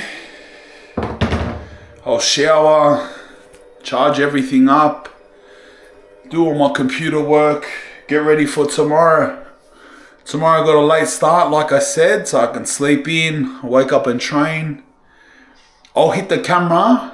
I'll turn the camera on about, I'm gonna do all that, late morning, wake up and train. Get ready, bro. We are on the train from just down there. We walk past the station actually. We're on the train to Dublin. Few hour train ride. We get to Dublin tomorrow arvo. So that's it. We spend the night in Dublin, bro. See you in the morning. Laters. Hello, good morning. I've been up for a few hours. When I got a coffee, I trained legs, but I trained in here. What's that difference going to the park and training or training here? So I trained here, haven't eaten. I just had a shower, packed my bag, got the clothes were dry, by the way. I don't know, I spent the last half an hour. I really love this place. I love Ireland so much, bro. If you see my Instagram post, I even said it in that. It's like, bro, this could be my favorite place on earth, lad. Just, after a day. I just really liked the vibe, you know. But I was trying to understand, like, I wanted to understand more of what I was like spinning out on yesterday, is that like, why these people of Northern Ireland, these Irish people, don't want the country to be Ireland. So I thought there just has to be some, like, what am I missing? And I've researched for like an hour. I was even asking AI to summarize and break down the whole logic and this and that, and I still just don't understand it, to be honest. I just don't. They don't want it to be Ireland. They want it to be the UK. Like, I just don't understand it. It's the way I think of it is like if Australians all went to the north of New Zealand and then just said like, this is just part of Australia now. You can call it New Zealand, but it's Australia. Like, you're just part of us. And then the rest of New Zealand were like, what are you talking about, brothers? Get out of here. But those New Zealanders themselves in the north, where the Aussies are, they're like, no, we're Australia now. Like, I just don't understand it. The best explanation that I can get is just like, is that they think it's like more economically stable for it to remain part of the UK. But who cares, bro? Who cares? Like, so what? Get your country back to what it is, Ireland, and fight for your economic stability. That's just how, I don't know, bro. I can't see it. I was really doing my head in. I was like, why are all these people, these Irish people, flying British flags? You know what I mean? Yeah, anyway. Just don't get it. Like, not a single Irish flag, bro. I don't know. Anyway. I tried my best to understand it, and I understand it less now. Yeah. But anyway, it's not my duty to understand it, is it? It is what it is. And it's a mad country regardless, brother. I'm in Ireland, lad. And the people are mad, lad. But we're cruising. Long story short, we're cruising, bro. We're off, bro. What's the time? Our train is in like 2.5 hours. But I got to check out now. Spewing. But we'll head to the train station, general area, kick back somewhere, get a feed, get Nando's again. And we're off, bro. We're off to Dublin, lad. Dublin. It's age. Key in the lockbox. And we're off. 77 Maryville Street. How good was the park, eh? The little training posse, cuz. That was a good place to book. That really ticked every box that I needed, bro. The washing machine had a dryer in it. So there was no dramas with the clothes drying overnight. All the clothes I've been washing this whole trip, like, the washing is the easy part, whatever, bro. You know what I mean? It's not like they're full dirty. It's just basic, like, body use. So you just wash them in the shower with you, but the drying part is the hard part. Because you don't have a dryer, and you remember, like, where was I wearing all wet clothes? I don't even remember anymore. I think Portugal or something. But that was mad, bro. I had a dryer, training park right next to us, smashed out 2 training sessions. So I've trained pull and legs, lad, in the past 24 hours. I feel so much better, bro. I'm so much better from that training. I'm gonna actually go up to this train station right now, but we're like hours early for the train, and see if I can get an earlier train. Because the thing is, if we gotta sit around here in the streets like that, waiting for this train for hours, then we don't get to Dublin till late at night. Then I can't do anything in Dublin, and the next morning we're going straight to Limerick. So if I can change this time of this train right now, 1, we don't sit around doing nothing. 2, we get to Dublin at a good time that we can actually walk around and see it. Dublin, lad, like, come on, brother. Fingers crossed, lad. Alright, let me figure out what the train company is that I'm with, and then try to find that office somewhere, or see if it's available on the machines. Alright, best news, lad. I booked a bus ticket from here that leaves in 40 minutes. So it leaves a good 3 hours before our last ticket, and it takes 2 hours and 10 minutes to get there. So it leaves at, when does it leave? Midday. So we're going to be there by 2 in the Arvo in Dublin. Each one, it leaves just there too. Hectic. Coffee. I haven't eaten since I trained, bro. So I got a coffee, got a ham sandwich, egg sandwich, and apple and ginger, brother. Let's go, lad. We're getting to Dublin, brother. We're exploring Dublin. Bros, this drink is one of the nicest drinks I've ever had, bro. I swear, lad. Orchard, apple, and ginger, cuz. I pumped the sandwiches, normal sandwiches. I was starving. I think I'm gonna go back and get something sweet. But this drink, brother, wow. Bus is off in 15 minutes. I feel like I'm getting hay fever. Like in my ears is itchy and like my nose and that. Like you know who do that? Try to scratch inside. Itchy ears. 15 minutes.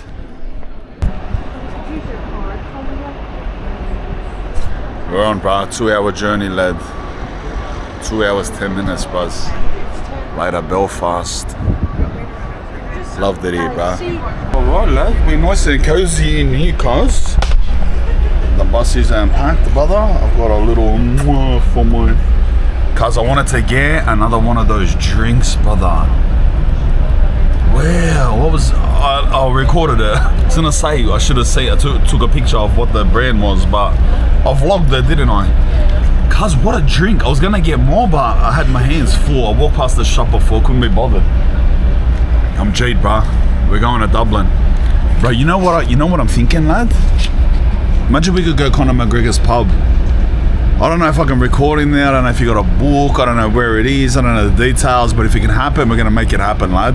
And if we have to record on the sly, we record on the sly. And if they bust me and McGregor wants to hunch on, lad, I don't know about that, like, cuz all I'm going to say, Bava's on 260, lad. But I'm 260, lad. You know that clown that always says that? 260, brother. Bro, we're about to cruise through the Irish countryside, lad.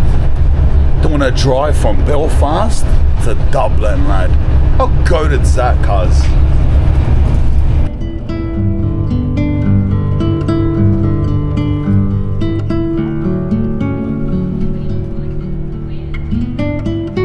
What are you doing, lad? Bros, I full fell asleep, lad. I full fell asleep, brah. And we're in Dublin already.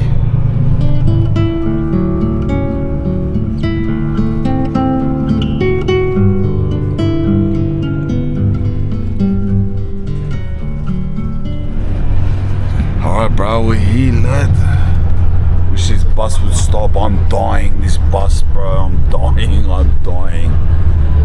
This is, bro, for such a short trip, this is one of the worst trips I've done.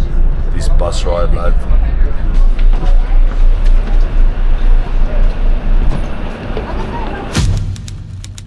Lad, that bus trip drove me insane, bro. Buses are the worst way to travel anywhere, lad. They're so slow. That was supposed to be a 2-hour, 10-minute trip. Almost exactly 3 hours it took. The whole time, boom, boom, bang like that. The whole time, my head hurts. No toilet, you can't stand up, you can't walk, you can't eat. Bro. And you think like, I thought like, you know, I'll book it and you get to experience like the countryside and you get to see some view along the way. You see nothing. But for the whole time, all motorways are just surrounded either side by high trees. You just see trees. That was the worst, lad. Anyway, we're here. We're out, bro. Never again, lad. Never again. Bros, that's my second attempt at stopping somewhere to book a hotel. Lad, this whole area smells like piss, lad. Guys, I don't even know where to stop. I'm just stopping here away from any of the walls, bro. The place ain't cheap here. UK's dear, cuz, in general. I know we're not in the UK, we're in Ireland, but they're both dear in general, lad. I didn't choose anywhere near the best one. In fact, I chose one of the cheapest ones that isn't dorm, like backpackers place. It's $1,000 for 2 nights, so 500 Australian per night. It's got a rating of 7.1 and was just like full basic. Like the average price was like 1,400, 1,600 for 2 nights. I'm like, damn, bro. To stay in Dublin City, lad. That lane looks really nice and cracky. It was a real cracky lane, lad. All right, let's do this. Dublin, lad, we're here. What is this pole at the end of the street, lad?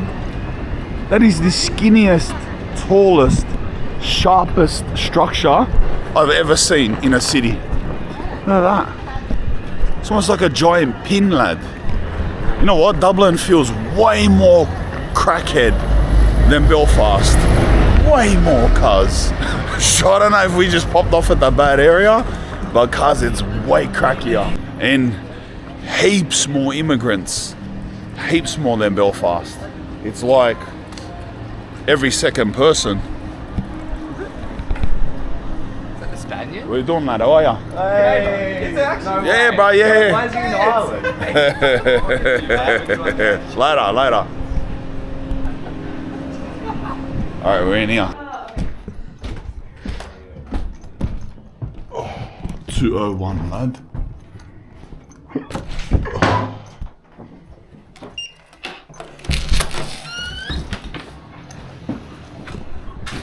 Bro, considering how dear this hotel was,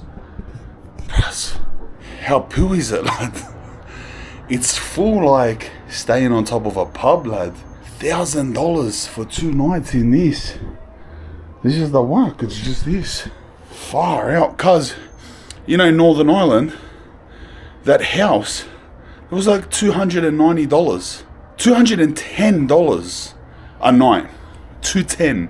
So less than half the price of this full house.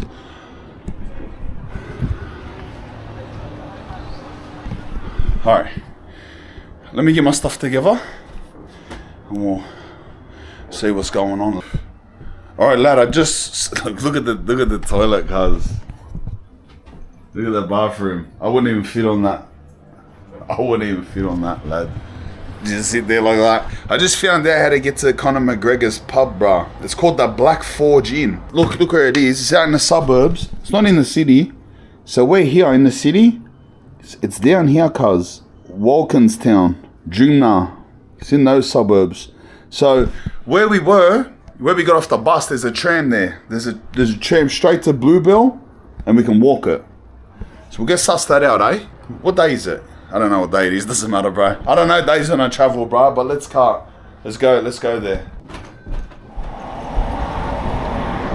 I'll tell you what part of the city we're in now. Inner East. Yeah, look.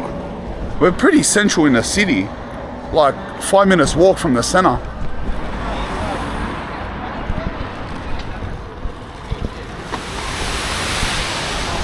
Alright, we're gonna get on here somewhere. So this is where the train line's in a sec, lad. But the station we're at will be over there, cuz. It's one of those. I'm 99% sure this is the right tram, lad, and if it's not, we're arced Dudley. But I'm jumping on. They're busy as, cuz. 13 stops. 13 stops, southwest, lad.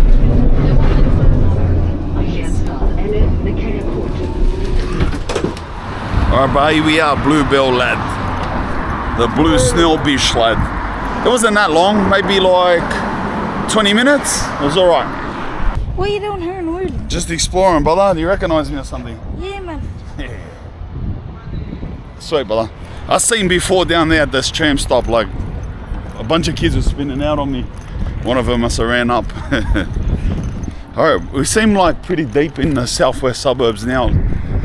Definitely out of the city. It was a fair trek to get here. I think he's from here, lad. By him, I mean Conor McGregor. He's from here. I think he's from here, lad. I think that's why it's out here. Back paths and that. We're close. We're close. Like maybe 5 minutes walk. Must be on the back of a school or something. There's so many school kids walking past on their way home. Yeah, it's 4 o'clock, 4 p.m. Wanna be in that? There you go, bro. Say whatever you want to say, lad.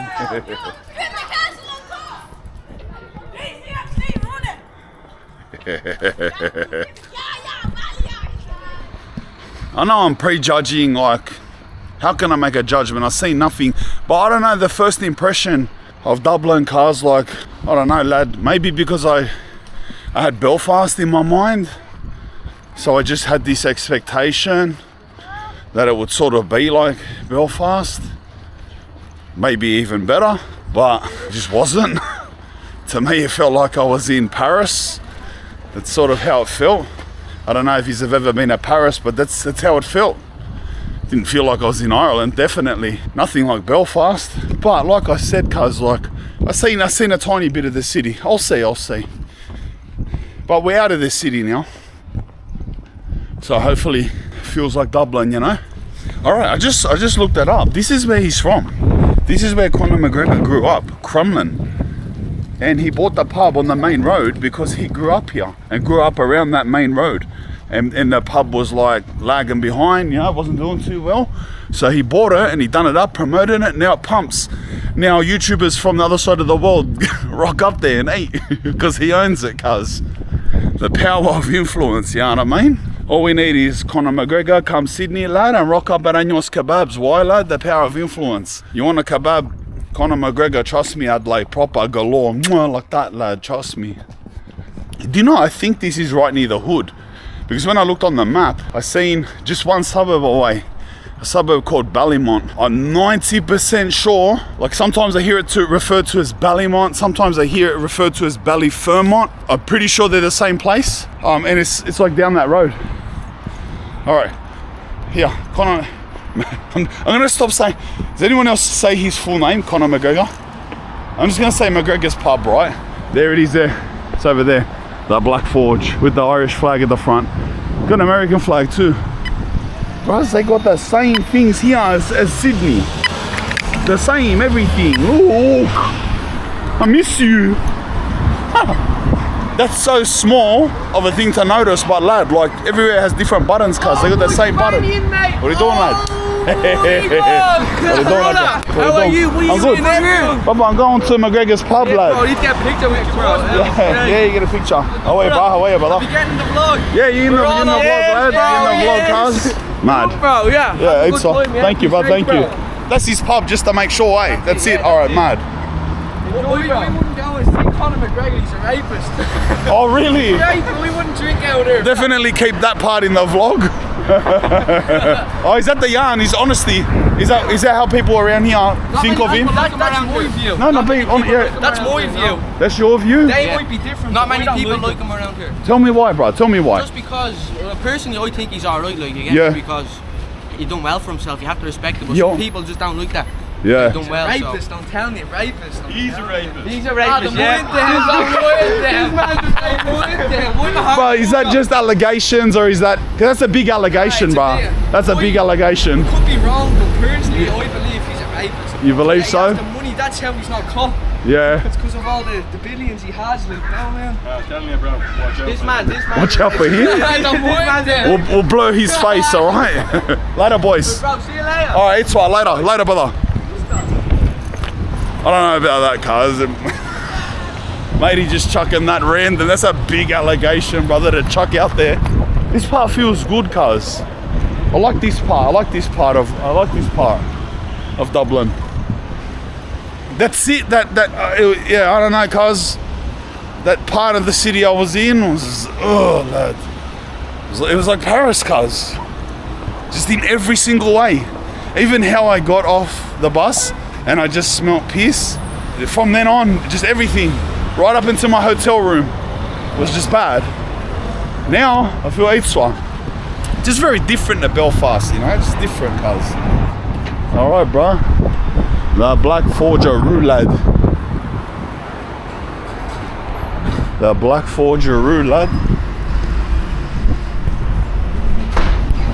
Wow, what a beautiful pub, cuz. This place is mad, lad. Yeah, this place is hectic, lad. Cuz, this is pretty classy. Alright, bro, let's pull up a seat, lad. Get a feed, and that's it, cuz. Oh, cuz, we gotta get his drink, lad. Proper 12 whiskey. We gotta have his drink, lad. 100%. Mwah. What about the young lads, bro? I don't know, cuz. That's a big allegation. You can't just chuck that out there, lad. You can't chuck that out there. Like, I know what the world's like, lad. You do good and you're everything under the sun. I have been all over social media, that and a million times things worse, apparently, over the last 5 years. And the bigger you get and the more love you get off people, the more those things come out. Like, he's this, he's that, he's this, he's that. It's like, bro, I've been everything under the sun except any type of evidence. You know what I mean? It's like, I can imagine from his point of view, like, legitimately a superstar, cuz. And it's a weird thing like that. It's like, the bigger you get, it's actually the people from your hometown that hate you. It's actually the people from your hometown that hate you, cuz. Because just like we are in Conor McGregor's hometown, and look what the first person says. Go to my hometown, brother. Everyone has some reason that they've pulled out of their bum to be upset. You know what I mean? It's human nature. It's hard to understand, but yeah, but that's how it is, cuz. So it was a funny interaction, because I don't give any credit to that. Some kid just chucking that out there. I'll leave it in the vlog for the sake of entertainment, but yeah, cuz, like, that's the truth. Here's the menu, brother. Let's oge, cuz. Start hot sticky wings starter. Fig focaccia, lad. What are you talking about? I'd lay forged steak on the stone. I reckon hot sticky wings, lad, and a steak. And then we'll get a drink, and we'll get his drink too. The proper whiskey, of course, cuz. This pub's beautiful. Bro, I wanna own a pub. I wanna own a pub, lad. One day I will own a pub. It doesn't really make sense I don't drink. I suppose having a chain of kebab stores is enough, eh? I don't drink alcohol, cuz. Well, I say that, but then I go and try Guinnesses, and I do it as a novelty, you know what I mean? It's a novelty, yeah? Look at that. They got Mad McGregor highlights up there. That's cracker. That's what I'd be doing too, bro. Just playing my own video all day, bro. Just doing cracker knockouts, lad. Alright, Oisies. The wings, beautiful. Thank you. Wow. She come with the surprise while I was trying to show you the proper 12. Cars, look, lad. Boom, lad, like. We're Onikins, lad. Here it is, bro. Proper 12. Straight from his pub, lad. It's very tame, bro. I expect it to go like that when I drink these things. It's very smooth and very tame, cuz. Nice, brother. Proper 12 original Irish whiskey. They got an apple flavoured one. I said, don't touch me. Look at this, cuz. Yum. Lad, we're Onikins, I'd like. We're full Onikins, lad. Look at that.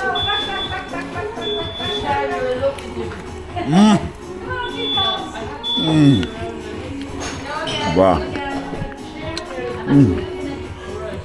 With a big roast pepper, cuz. Yum, bro. Blue cheese sauce on top.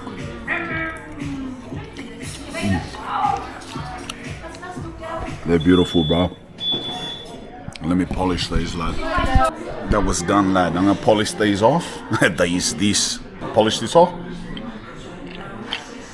That was alright, lad. I'm not gonna say I ever drink whiskey again in my life, but well, cuz. The lady came over and asked me, she goes, are you a podcaster? I said, no, a YouTuber. She didn't know what I meant. She goes like a podcaster, and I was like, yeah, I do podcasts. Yeah, she didn't understand, cuz, you know. Another drink? No, I'm good. All right, yeah? Yeah, beautiful. When you enjoy this, thank you. On your plate, all right? Wow. Look at that, lad. Cuz. Alright, I understand comes on a hot stone. I didn't know what it meant, cuz I thought it was the expression, lad. Look, it's full on a hot stone, baba. It's kicking back on a full hot stone like a warlord, lad. That's a full steak William Wallace would eat, lad. Ilche. That is still cooking. Cuz, it's still cooking on that stone, baba. Gravy? It's nice gravy, cuz. Baba, that's still cooking, lad. That's just kicking it back on that stone, just cooking, brother. Yum. What a gravy. Hectic. But these onion rings are insane, Mr. McGregor. They're insane, lad.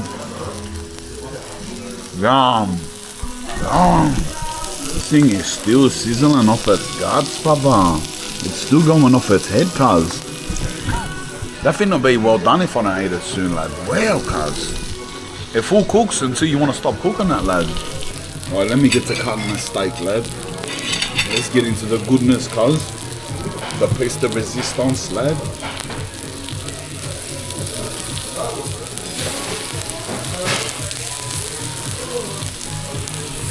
We're gonna flip it.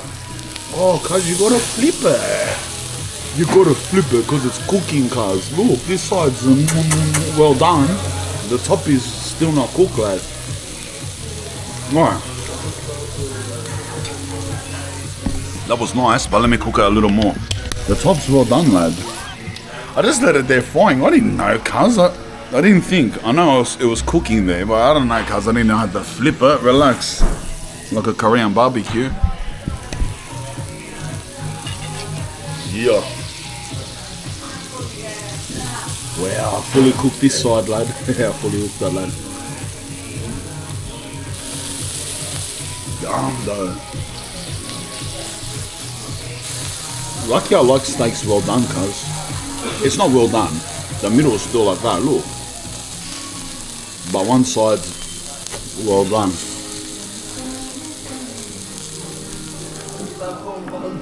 Cuz I MC hammered this, lad. It was nice. Look how perfect that's cooked now. Look at that, lad.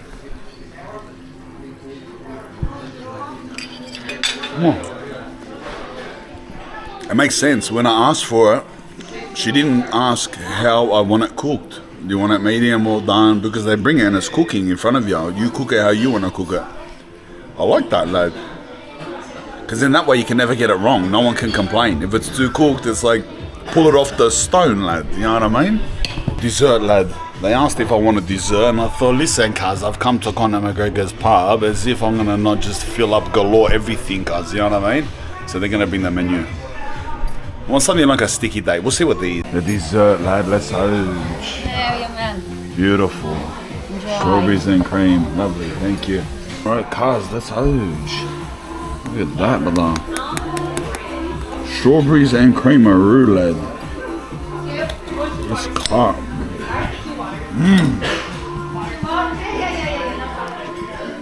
Oh, yum. Yum. It's like mint, strawberry mint. Hectic, hectic, hectic. I'm pulling out. Everyone over there's ordering the stones and that too.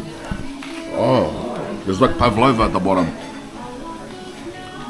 Oh, there's pavlovas, guys. Strawberry ice cream and pavlovas. I actually don't think that's ice cream. What's that called?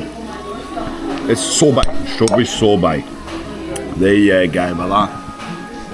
Did you think I didn't know? Relax, don't touch me. Alright, we'll step, lad. I'll film the pub a little bit more as we go out. Just you know, the tapestries and the upholsteries. We come all the way. It's not like I'm ever gonna be here again. But we'll go pay and we'll cruise, bro. Nice, lad. You ticked that one off the box, hey, brother. Eating at Conor McGregor's pub. Hectic. Oh, yeah, lad. Yeah, come, bro. Yeah. Hey, let me see. I see your stuff on Oh, yeah. Very good. You're from where? Looks mad, eh? Hectic. Hectic, lad. Wow, cuz. Hey. Conor McGregor's hometown, lad. Eating at his pub, brother. Well, the sun's nice, cuz. Look at that. This is mad outside, me and my cousin always let them in sitting in the last year watching all the videos. Mad. You're going to be in one, brother. Yeah, oh, that's it, Mad, bro. Right job. Good to meet you, lad. Nice to meet you, brother. Hectic, bro. That's mad. That was a good feed too, cuz. That was proper good feed. What about how it cooks on a rock, lad? He'll chase. Why does my foot feel like it's been stung by a bee, brother? He just put me on video call to his cousin. He's in hospital with a broken arm. He's one of my big fans. Done it like a FaceTime. Because every time someone finds out that I'm going to Limerick, they're always like, "Are you serious? Don't go there." Like it's full intense, making me paranoid, bro. So like the pub staff in the gaps while I was eating, and I wasn't filming, like they found out who I was a vlogger, this, that. After that conversation, "Are you a podcaster?" then that lady ended up finding out that I'm a YouTube vlogger. But they go on like I'm crazy for going to Limerick or something. It's making me paranoid, bro. They're like, "Limerick, like I wouldn't even stop through there if I was driving in a car. Like you wouldn't even get out." Bro, you dead set. It's not like I'm going to lay down in a trap house or something, or getting mixed up with some people. It's going to explore my heritage, so it don't really matter too much. But yeah, that's their reactions. It's more than them too. It's been nearly any person that I've told. They've all reacted the same way. See this little contraption? It like opens to there, but then it opens to there. What can that be? It can only be motorbikes. That's all it can be. What else is that gonna do? It's not like the car wouldn't fit here anyway. It's just motorbike defense system. I'll tell you what we do, lad. When we catch a tram back in, so we're catching it from down here, down there. We'll go up, but we'll get out like around here where my thumb is, because over here that's where the hotel is, like at that where the green and blue line is. So we'll get out on this side over where it says like Stony Batter. So then we have to walk through the entire city from one side to the other to get back to our room. That's the best way, rather than we go back to the room and then we go out and do it. That way we can just knock it out, cuz we'll jump off on the other side, boom, smash through that one side of the city to the other. But it's cuz we've seen the city too, lad. We eat at McGregor. Eat at his Upay and explore the city all in 1 hour, cuz we're doing well. What's the time? 5:30. We're doing well, lad. I'm so happy that I got those 2 training sessions out. Like I said this morning in Belfast. Oh, bro, you just feel proper, cuz. You just feel proper 12, lad. You just feel proper, like all jokes aside, you feel proper, cuz. Tomorrow, we're on an 8 a.m. train. I won't be able to rock a session out tomorrow. Unless I train in Limerick, but maybe. Smithfield Station we'll get out at. We'll get out there. Oh, the train, it's here. What a timing. Half a headbutt, half a kiss. Like that. Like a violent kiss. Like Gaelic language on their signs, cuz. It's not just English, Adlai. I just clicked on that because she said black holes and then she said and call of dove. And I was like, what did she just say? Did she say that again, cuz? Brother, they speak in 2 languages, lad. Straight out, they speak in 2 languages, lad. But she's saying something in English and then bang, she's saying it in Irish, lad. But I don't mean English with an accent, I mean like a full-blown different language. And then I looked at the sign and there's a whole different language written on every sign. Cuz that's cracker. Look, lad. See what I mean? Bang. Bang. See what I'm saying? Cuz that's gangster, lad. That's proper Adelaide. They full speak their own language, lad. That's hectic.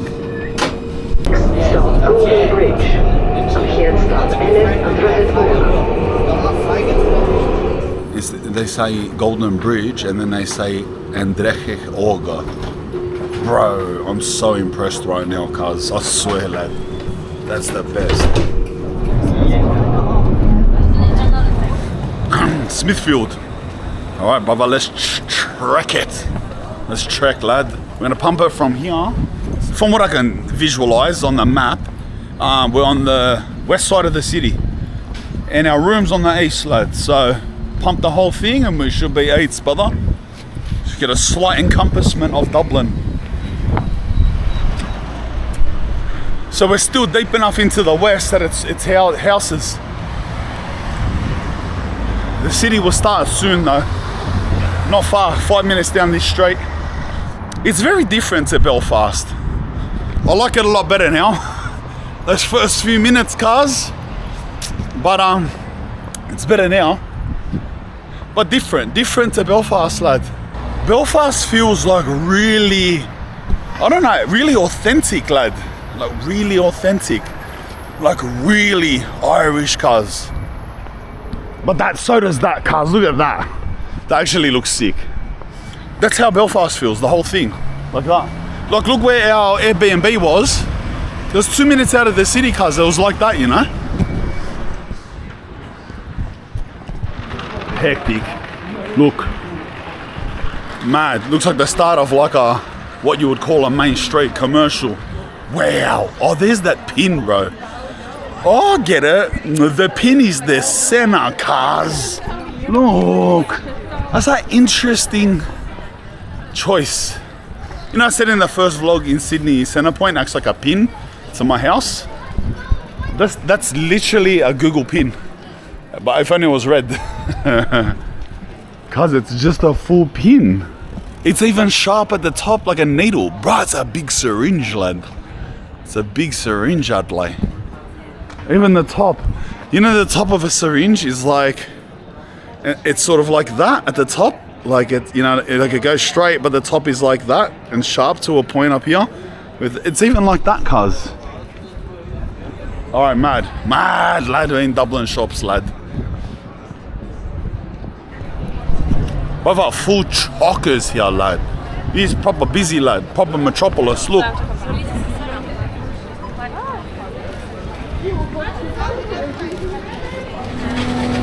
Come up this side street, lad. We're just about to go under the big syringe. But we got the side street. I reckon the side streets have been more interesting, to be honest. Main streets are all the same, lad. You know what I mean? They're all very similar. Side streets is where you get the flavours. That's where the flavours come out. You know what I mean? The uniqueness.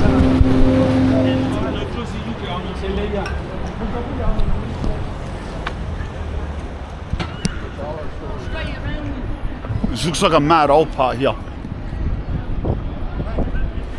Doing? Oh yeah, lad. What are you doing, brother? Spaniel, yeah. Spanian, yeah. Hey.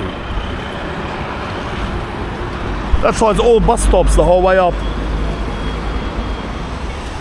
He said it like I was from Spain. La Español.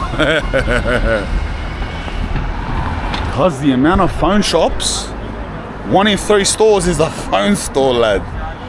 Cuz. A vape / phone store. Every 3rd store. The whole way. Charles Stewart Parnell. See at the bottom it says Ulster, Connacht, Leinster, Munster.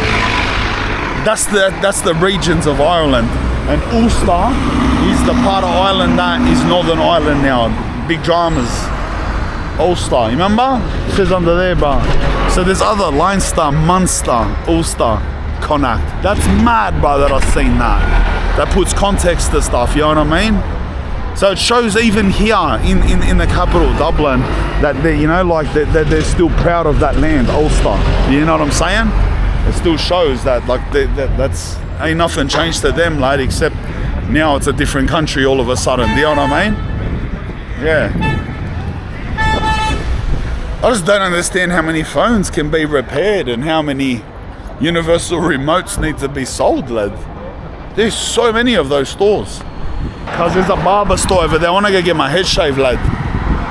I got shave on myself, but I got the clipper, the waterproof one. But you got to shave it like you shave it in the shower. Cause that shower there doesn't even look like I'll be able to raise my arms. I swear, lad. And mine's just quick, lad. Buzz cut, they call it. Clip all over. 14 euros. That's huge. Let's go. Shaved head, lad.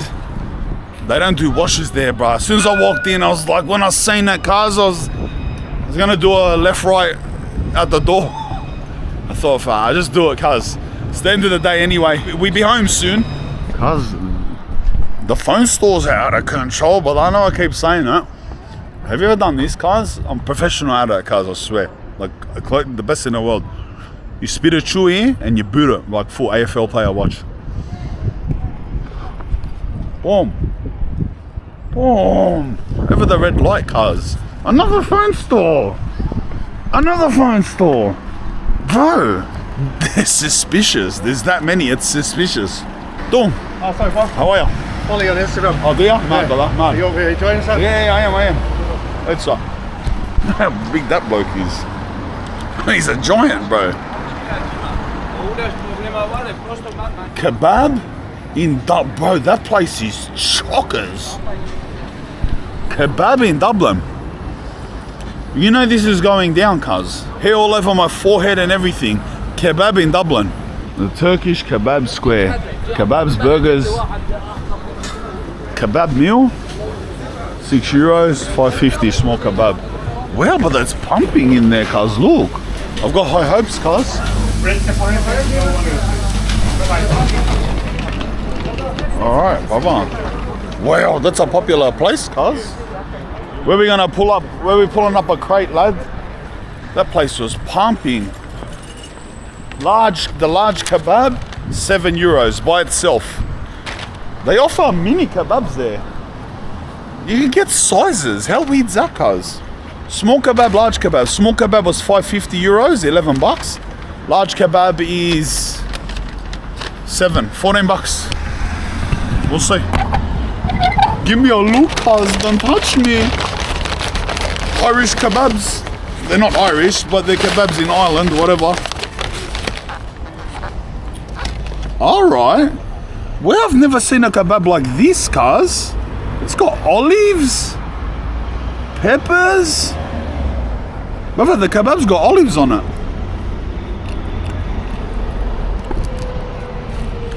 I don't know how I feel about that, cuz. I love olives, bro. I'm the ultimate wog lad. I don't know how I feel about that.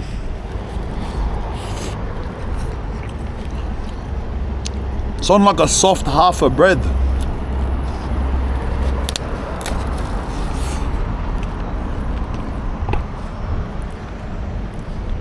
This is rubbish.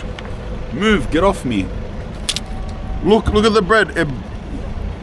It just split down the middle. It's some type of like pita bread. Such a stupid bread to use.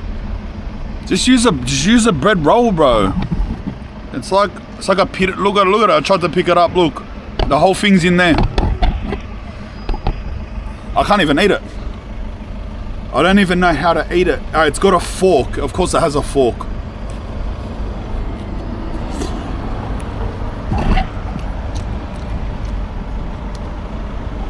You know I'm no hater, bro.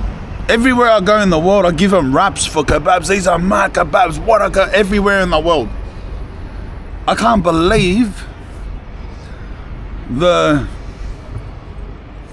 Turkish / African / Arab community of Dublin are lining up, going crazy over that. But that's rubbish. Even the meat tastes like rubbish.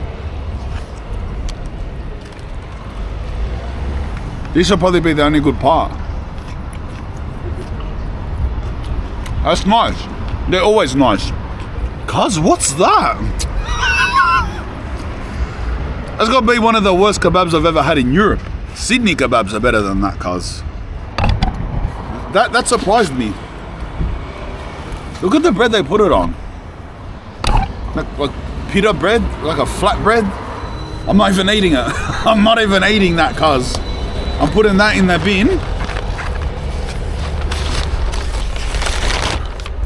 Didn't even have flavor. Their sauce wasn't even flavored. All right, kebab sauce, white sauce. No flavor, nothing, cuz. Tastes like,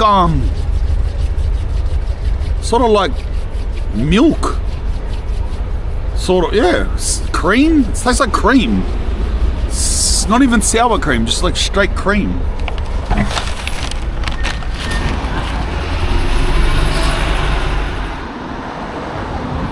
This looks like it's a row of hostels, bruh. Lodge, hostel, house, hostel, lodge, backpacker hostel. This is where, remember I was saying there would have been rooms that were, what are you doing, lad? Doing what? Good. Remember I was saying there was houses, they would have been like 200 a night or something, and it was like bunk bed, shared bathroom. It would have been in these. You know what the mad thing is, cuz, you know, like our Adelaide style, I'm gonna tell you this right now, but I'm gonna tell you this because this is like you're talking to someone that was near the beginning of it, like what you would call nowadays Eshays. It's not even a word, cuz we're snudblaze, bro. It's a Adelaide. But anyway, whatever you want to call it, it's without a doubt that us from Sydney who made that style have a modified version that we've made our own of the Adelaides from here. The way that they are, the way they walk, the way they talk, the way they dress, the way they act. Us Adelaides from Sydney, I swear, lad, like, I think young Irish lads would see us, Adelaides, and just be like, bros, like, you're so similar to us.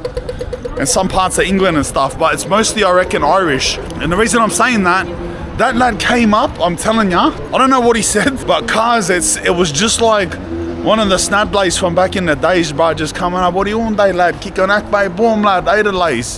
It's like he just done that, bro. He even looked the same, he acted the same, he walked the same, he put his hand out the same. I'm telling you, like, young Irish lads are the same as Sydney. Like, the same as the Adelaides in Sydney. You know what I mean? Not the rest of Sydney. The people from Sydney that in the streets, they're not Adelaides. Don't worry about them, cuz. I'm talking about Adelaide style. But yeah, it's so similar. Bro, I swear I could have been in the hood like in 2002, the way that lad came up. Yeah, doing Adelaide, boom, we uncape boats up there, alright, Adelaide's lad. Good luck, safe journey, bang, lad. You know what I mean?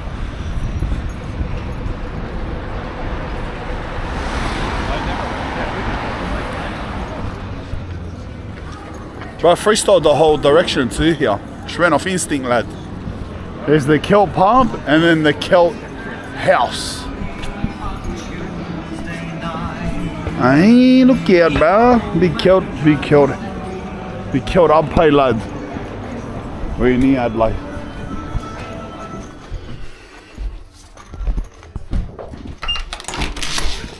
Lad, there's my view, cars. I'm just trying to remember that because you know I cop a million messages, comments, go here, you'll love it here, you can't wait till you go here, you're gonna love it. I'm trying to remember if anyone even told me that about Dublin, bruh. I don't want to be harsh, but cuz, that's, how do I say it? I wonder if Dublin was ever good. That's how I'm gonna say it. It's so weird. I went from Belfast genuinely being one of the maddest cities that I've ever been to. Like, the vibe of it. It's like, bro, I would like raise a family there and they'd be to here, and it's like, cuz, like, bro, it's yuck. It's a shit city, bro, in every aspect of it. Sorry, like, I love Ireland, and I'm sure tomorrow Limerick's gonna be mad, but bro, Dublin is one shit city, brother, and it was a shock. Like, I can't believe it's Ireland. I don't know how long your city's been like this, but lads, yuck. Sorry, bro. But anyway, I'm excited for Limerick. I hope it's a proper Irish town. That's my breakdown, bro. I hate that it's that harsh, bro, but I gotta keep it real, cuz I know I'm not gonna lose Irish fans over it. You probably know this city's rubbish itself, lad. I can understand how there's a lady like, just bro, just this, what is just, I like, if I looked out this window, I wouldn't even know what country I'm looking at, to be honest. I just didn't expect that from Ireland. Something you expect when you're in like Rome or somewhere like that. But yeah, the rest of the day, I'm not even gonna bother. That's it. That's the day's ended here. I'm done with Dublin. We got an early train out to Limerick, and we finally made it to Limerick, bro. And that's the hometown of my Fitzgerald family. We'll suss that out, bro, and get a vibe. I really hope, I love this part of the vlog already anyway, it doesn't matter, like, I love this vlog. coming from, you know, Scotland and Belfast and seeing Dublin and then Limerick. I hope Limerick's cool. I hope it is. Anyway, that's us, bro. I'm gonna just do my usual cuz, charging this and showering that, and that's it, bro. I'll see you in the morning, getting ready for the train. Laters. Doing. I'm full rushing, cuz. Bro, I thought waking up at 6:40 would be Eidswa, and it's not Eidswa, lad. It's not Eidswa, cuz. Alright, we're gonna go. Please don't have forgotten anything. I hope I didn't forget anything. I don't even have the time to play these games, brother. Cuz I woke up 6:40. I sat there casually. I went through my WhatsApp, said good morning to my wife, this, that. Said some stuff to my managers. Then I look at the thing, cuz I made a little coffee. Cuz I'm looking at the time. Brother, I've got to be on that train in like 40 minutes, lad. Okay. Stand there.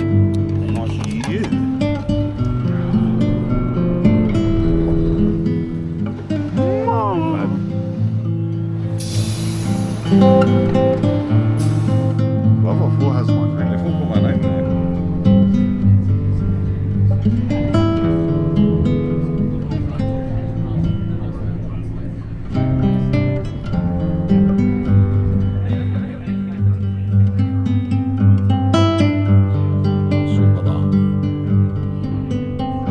Alright, we're here, bro. We're here. In the suburbs of Limerick, lad. Wow, brother. Our final destination, lad. My final hometown. Limerick, brother.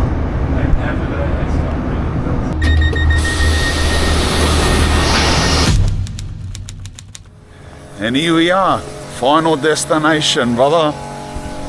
Complete other side of the world, lad. Limerick. Far out, what a journey to get here, lad. Limerick bus station. Cars, wow. Let's go find a coffee and we'll sit down, because you gotta see what I found out, cars, about. You're gonna love it, lad. I love it. I'm sure you're gonna love hearing it. Cause I done research on the Fitzgeralds. Bruh, you know how mad the history is, cuz? Wait till I tell ya. What you doing, lad? Straight away I'm recognised, lad. See, brother, I'm home, lad. That was my cousin's Adlai in the car there.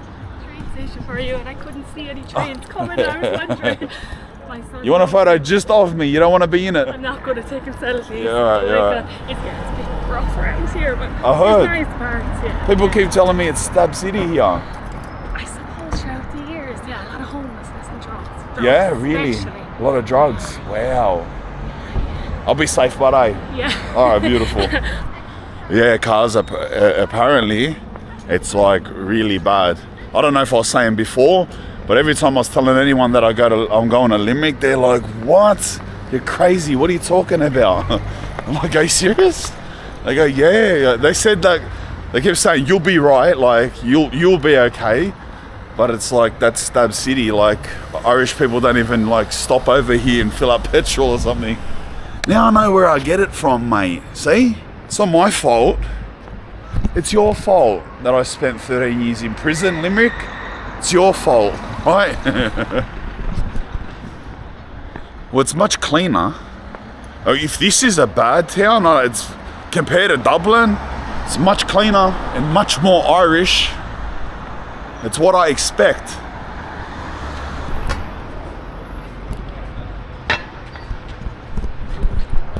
Full suspects across the road. You can just tell straight off the bat, lad, they're on a mission. Bro, look at the signs, lad. Even the street signs, lad. And their language is on all the street signs too. Gaelic, right? I don't want to say that. I keep saying their language. I keep saying Irish because I know in my head it's Gaelic, but then if I say it and stick to it and it's not, then I'm an idiot for the whole episode, you know what I mean?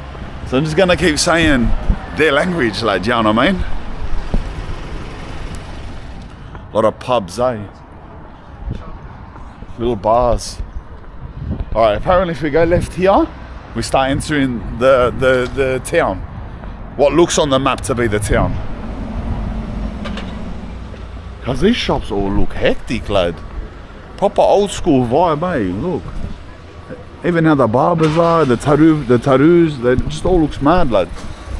That's a union bar. You can see they got rugby union balls in it. Donnelly Irish whiskey.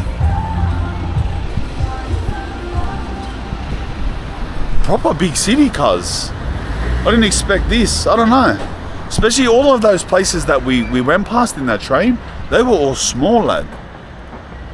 So I was presuming it's gonna be like a small town, brother. This mad little lane, bruh. We'll dart off down here, bros. There's a lot of barbers, cuz. I swear we've seen about 6 barbers already. Bro, I wish I stayed here, lad. I wish that we didn't stay in Dublin and we just came straight here and booked, lad, and stayed here overnight. I wish, bro. I honestly thought it was gonna be like a little town. You know what I mean? You come here for a few hours, rock it out, and then go back to like the mad big city Dublin. And cuz it's the other way around, lad. It's the full other way around, lad. This is proper. But I would have liked to get a coffee there at one of these coffee stores, but it's packed, bro. There's not even tables, lad. So I think we're gonna go off bodgy Starbucks, but at least we can sit down. You know what I mean? Because I want to sit down and just like get my head together. This looks like a suspicious little junction. Who's gonna load that up? Cuz I'm white, cuz you know I got a sense for this stuff. Alright, I'm just pumping a chocolate croissant, something, cuz I haven't eaten nothing. Listen to this yarn. I asked ChatGPT AI, can you give me information on the history of the Fitzgerald family in Ireland? Listen to the breakdown. Listen to this, cuz. The Fitzgerald family is one of the most prominent dynasties in Irish history, originating as part of the Norman invasion of Ireland, Northmen of the 12th century, and they are descendants of the noble Geraldine family. There were 2 branches of the Fitzgeralds. One is a Kildare. The one I'm part of is the next one. For several centuries, the Fitzgeralds of Kildare were the dominant political force in Ireland. They frequently held the position of Lord Deputy of Ireland. They were granted the title of Earl of Desmond, and they were immensely powerful in Munster and often acted independently. Fitzgeralds left a lasting legacy in Ireland, both in terms of contribution to Irish politics and to their extensive landholding. They were builders of castles, churches and other significant structures throughout Ireland, many of which still stand today. Their role in Irish history also reflects the complex relationship between Irish natives like the Fitzgeralds and the English. The Fitzgeralds also played a significant role in English literature and culture. Their family is celebrated in Irish folklore, and their stories have been immortalised in ballads and legends, such as the Geraldine name became synonymous with resistance to English authority and the English crown. And the Fitzgeralds have been romanticised in many Irish nationalist narratives. In summary, the Fitzgeralds were a dominant force in Irish history, from the Norman invasion through to the attempted Tudor and ultimately successful Tudor conquest. Their rise to power involved major rebellions, which led to their decline, and the English ruled over for centuries. Today, the Fitzgerald name is still synonymous with Ireland's complex medieval and early modern history. Wow! Brother, that's better than I expected, lad. How crazy is that, lad? You know what I mean? For one of the most powerful families in most of Ireland, and were at the forefront to fight the English, even though they lost. And they're a romanticised family throughout Irish folklore. I can't get any better than that. Building castles and churches throughout Ireland. That's cracker, lad. Let's go for a burn around, bros.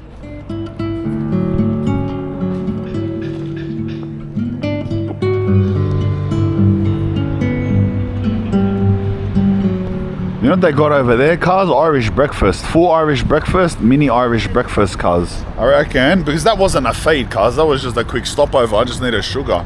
I reckon we go get a full Irish breakfast, lad. True? Look. Full Irish breakfast. $12.99, lad. Let's go in here.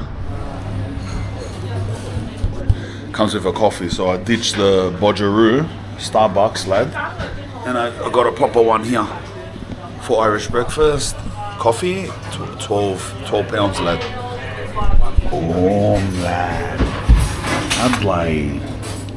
Snadley. You chase, brother. What's this, Adley? Blood puddings, lad. Cars, waffle, fries, this, that. You didn't know the waffles are from Limerick, lad. Blood pudding, cars. I'm gonna pump it.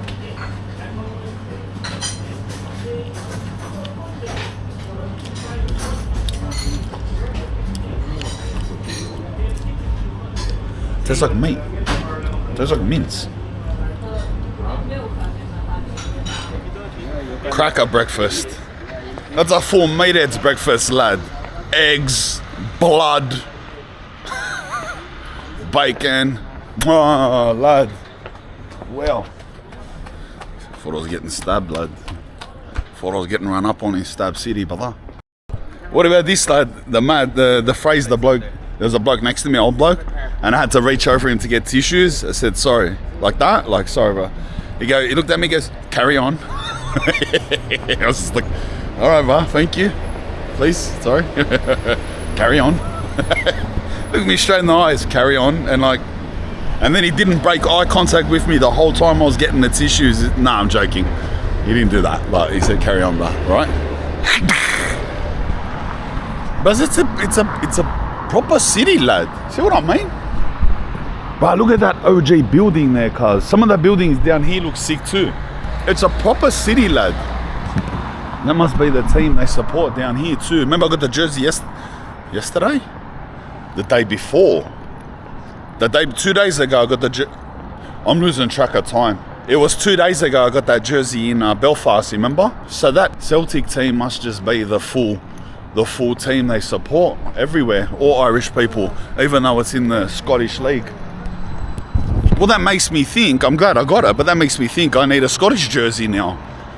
If that's like the Irish people's jersey, but I got that because it's in the Scottish League, then shouldn't I get the other jersey too, Glasgow? So then I got both, and then everyone can just shut up with the, you should have got this, you should have got that, yeah.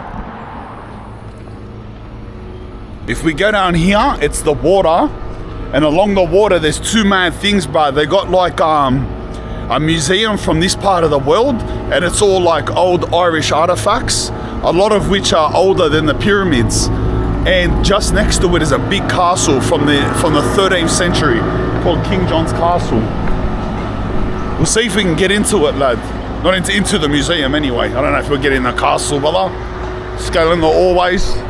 Hi, brother. Hey. He said something Australian fella, and then put his thumbs up. The police here are called Garda.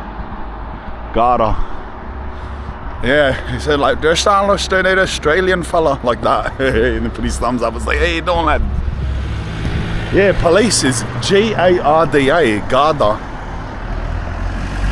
I forgot to tell you, you know that morning I woke up in Belfast before we left, and you know how I train legs? I told you I got a coffee, train legs, and I got a coffee at the corner store. I seen a lad in there. He's like a little lad, quiet.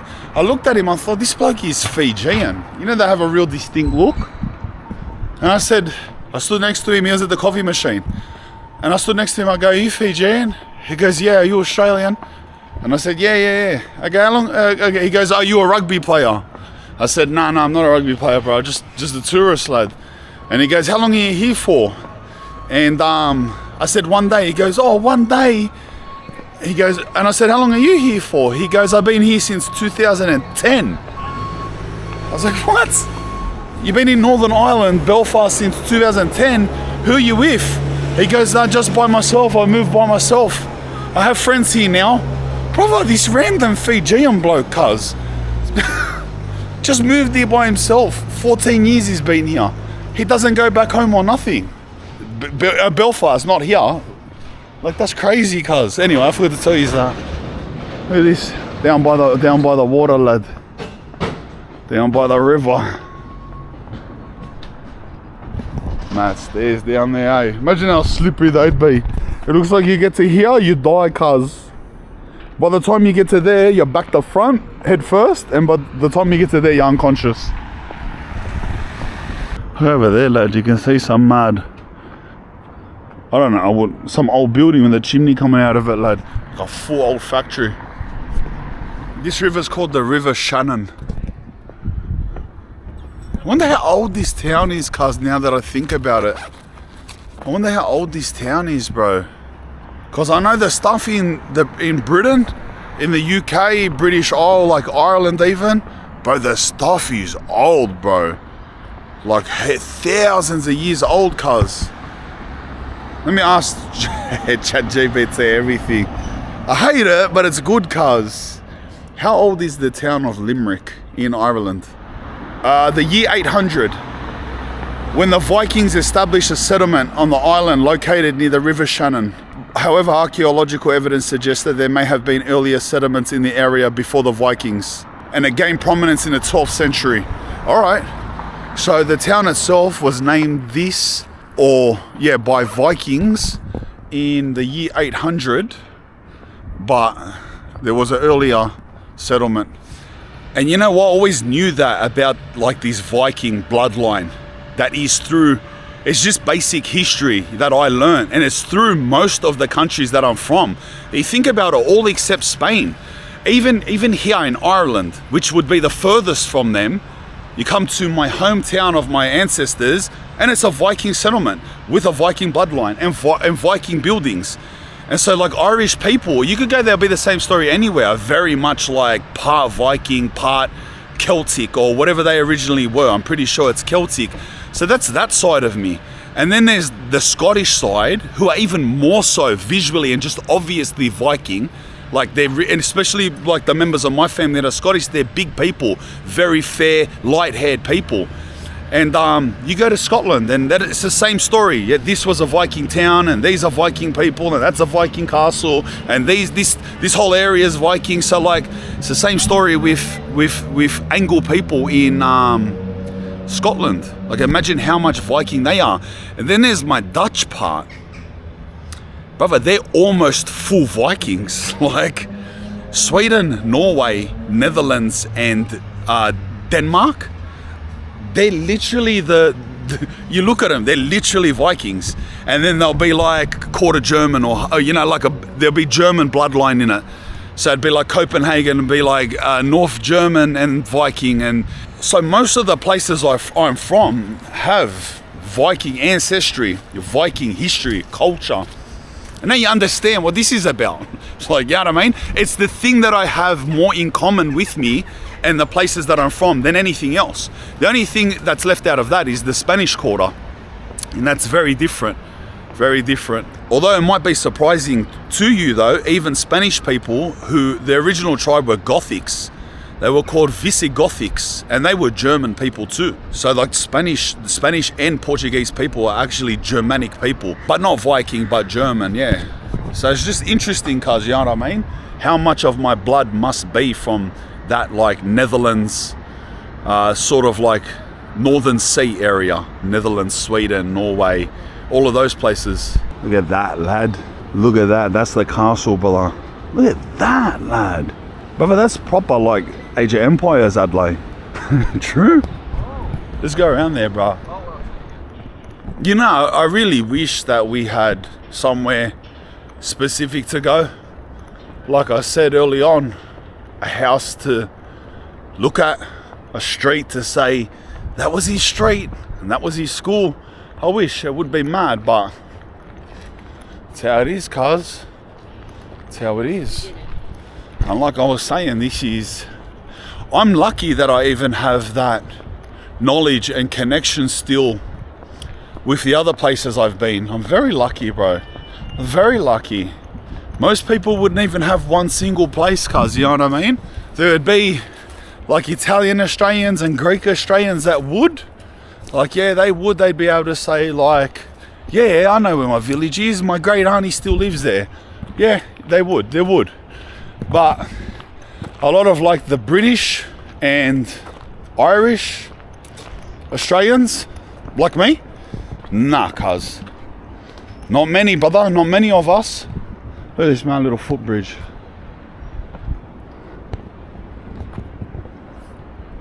Look at this, we're coming up to something called the potato market. See that? The potato market. Look at that. That's not the castle. I think that's just like a little church. Well, it's not little, but compared to the castle, you get me? Yeah, it is a church. It's an Irish cathedral, St. Mary's Cathedral. Mad street, eh? Cathedral on one side, look at that, lad. Mad houses on one, mate, he's painting his house. Look where he lives across from. Look at that.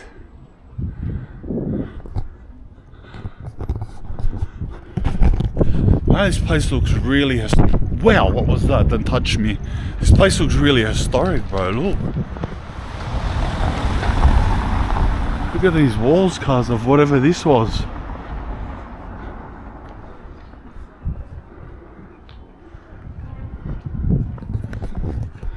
Look at that.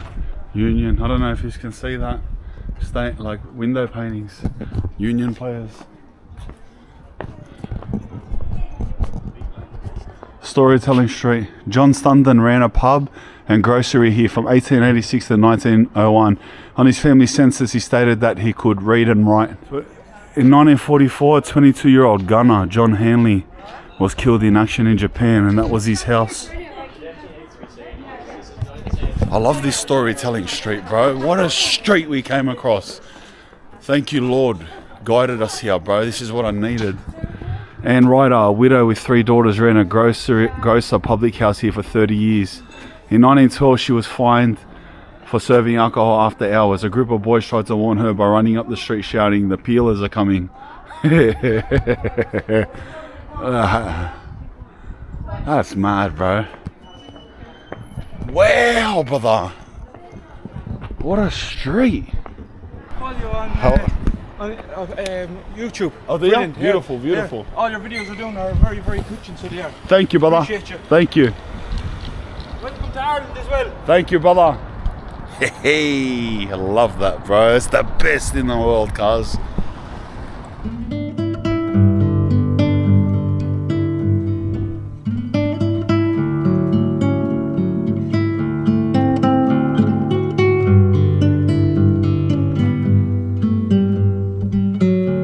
This is the entrance to the castle here. We can go in it, cuz. 15 euros to get in. Very Viking settlement in the island. Donald Moore O'Brien is made King of Munster, like a Viking king of Munster. Yeah, this area. Wow. This is hectic, lads. Brehon law is one of the oldest recorded legal systems in Europe. A murderer sentenced to death under English law would be saved under Brehon law. They would have to pay compensation to the victim's family. If he killed the son of a king, his fine would be 105 cows. Wow, lad. Irish were ruthless, lad. You kill the son of a king, you just give cows, bro. The Normans were Viking raiders who settled in northern France from Normandy, conquered Sicily and England. They came to Ireland in 2 stages. The first wave came at the request of the King of Leinster. Yeah, and that's what it was saying in the thing too, that the Fitzgerald family are Normans that came here in the 12th century, the same time as this. Look. The early origins, the Fitzgeralds trace their lineage back to Gerald of Windsor, a Norman nobleman who was married to Ness, the daughter of blah blah blah. Sorry, but I can't pronounce that. Rhys Aperture. Gerald was Ness' son, Maurice Fitzgerald, and they made a significant impact on Irish soil in 1169. So yeah, the original Fitzgerald family member was a Norman who came here in 1169. So even more so, like it's not just generalized that, oh, like it's a bit of Viking, this and that. The Fitzgerald man, Maurice Gerald, Fitz means son of, so Maurice Gerald and Fitzgeralds are his sons, is literally a Norman Viking who came here in 1169 when the Viking invasions happened. So that's sort of suggests that if there's two bloodlines here, Norman and Gaelic, is that the other one, Celtic, that I'm like a direct descendant of, yeah it is, I'm a direct descendant of a Norman invader, a Viking invader. Gaelic families, yeah. So you look, it was enabling the Normans to control the area, intermarrying with powerful Gaelic families. Alright, so yeah, that's it. It was Normans and Gaelics that make up Ireland, and my descendants are Norman, yeah. It's mad, bro. See, like, you know, like I know I'm being, like I'm just saying it, but like I'm talking it through. I'm learning it here. Like I'm learning it. You know what I mean? I had no idea that. Like, so I can go back home to my mum. My mum wouldn't know that. I can go back to my mum and say, yeah, we're Irish, specifically Norman invaders in 1100. And she'll say to me, what are Normans? And I'll say, they're Vikings who landed and established a colony called Normandy in France and were invited by the Irish people to come over to invade Ireland to defeat the English. So that's crazy, bro. So like the Gaelic people asked the Norman Vikings, they had enough of the English and they said, come over here, help us, bro.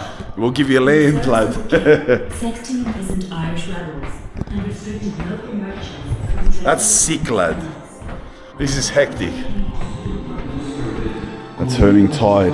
In 1598, Hugh O'Neill defeated English forces at the Battle of Yellow Ford. Old England, lad. Old England.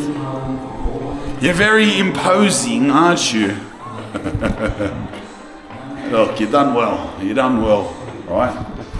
I go to Scotland, it's all dramas with England.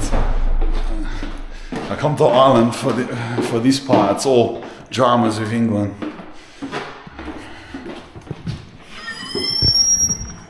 Archaeological remains. Hopscotch. What is this? I'm like, I love like finding out that the games that we played in Australia are like medieval games from like, you know what I mean? And you just picture in your head like 1,000 years ago in the poor streets, the little kids were hopscotching, and then like 1,000 years later, Australian kids in a schoolyard are playing hopscotch. That's hectic, lad. It's hectic. Bro's, look in here. It's full like the archaeological remains, lad.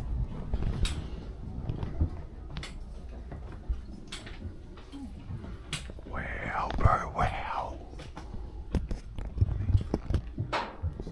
These were houses.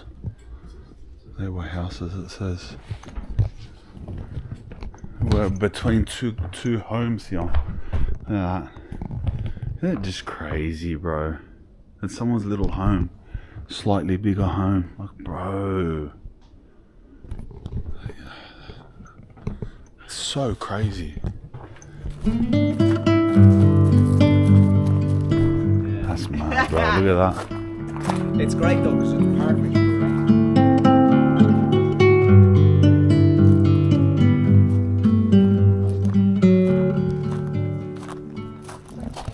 Oh, look at that, bro.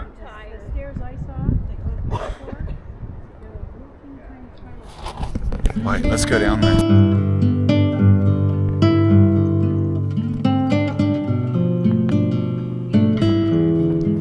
That's sick, eh? That's the old school windows, lad.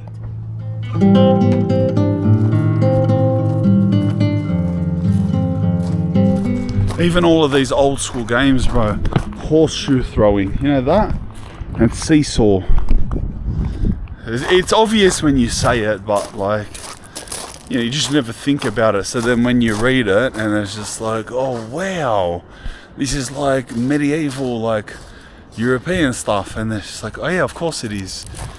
Of course we didn't make it up as Australians, you know what I mean? But you just never have that thought process, so it's more that realization to make you think. That's mad, bro. Look at the old town over there.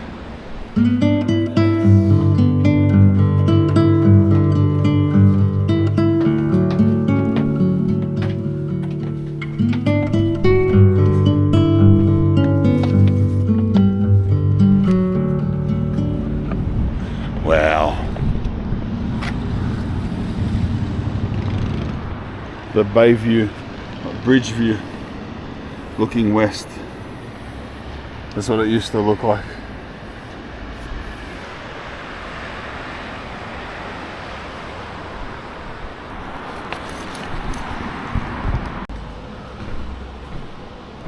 Oh, what? That's my last name. Lift the coin purse to meet Roger the Lees. What do you mean?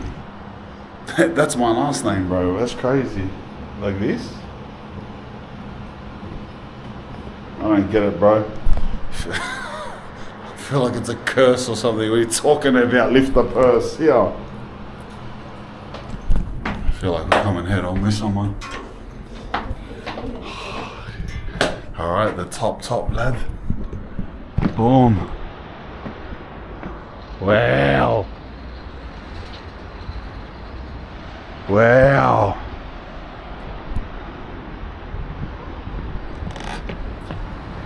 I guess this is the most encompassing point of this journey, I guess.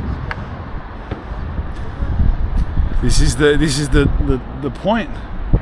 The middle. The overview of the town. This is it. This is Limerick. See the whole way, look.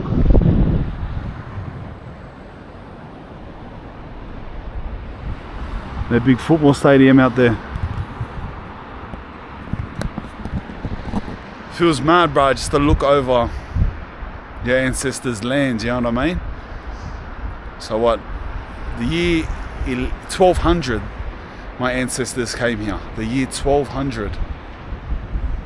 Wow, bro. 800 years.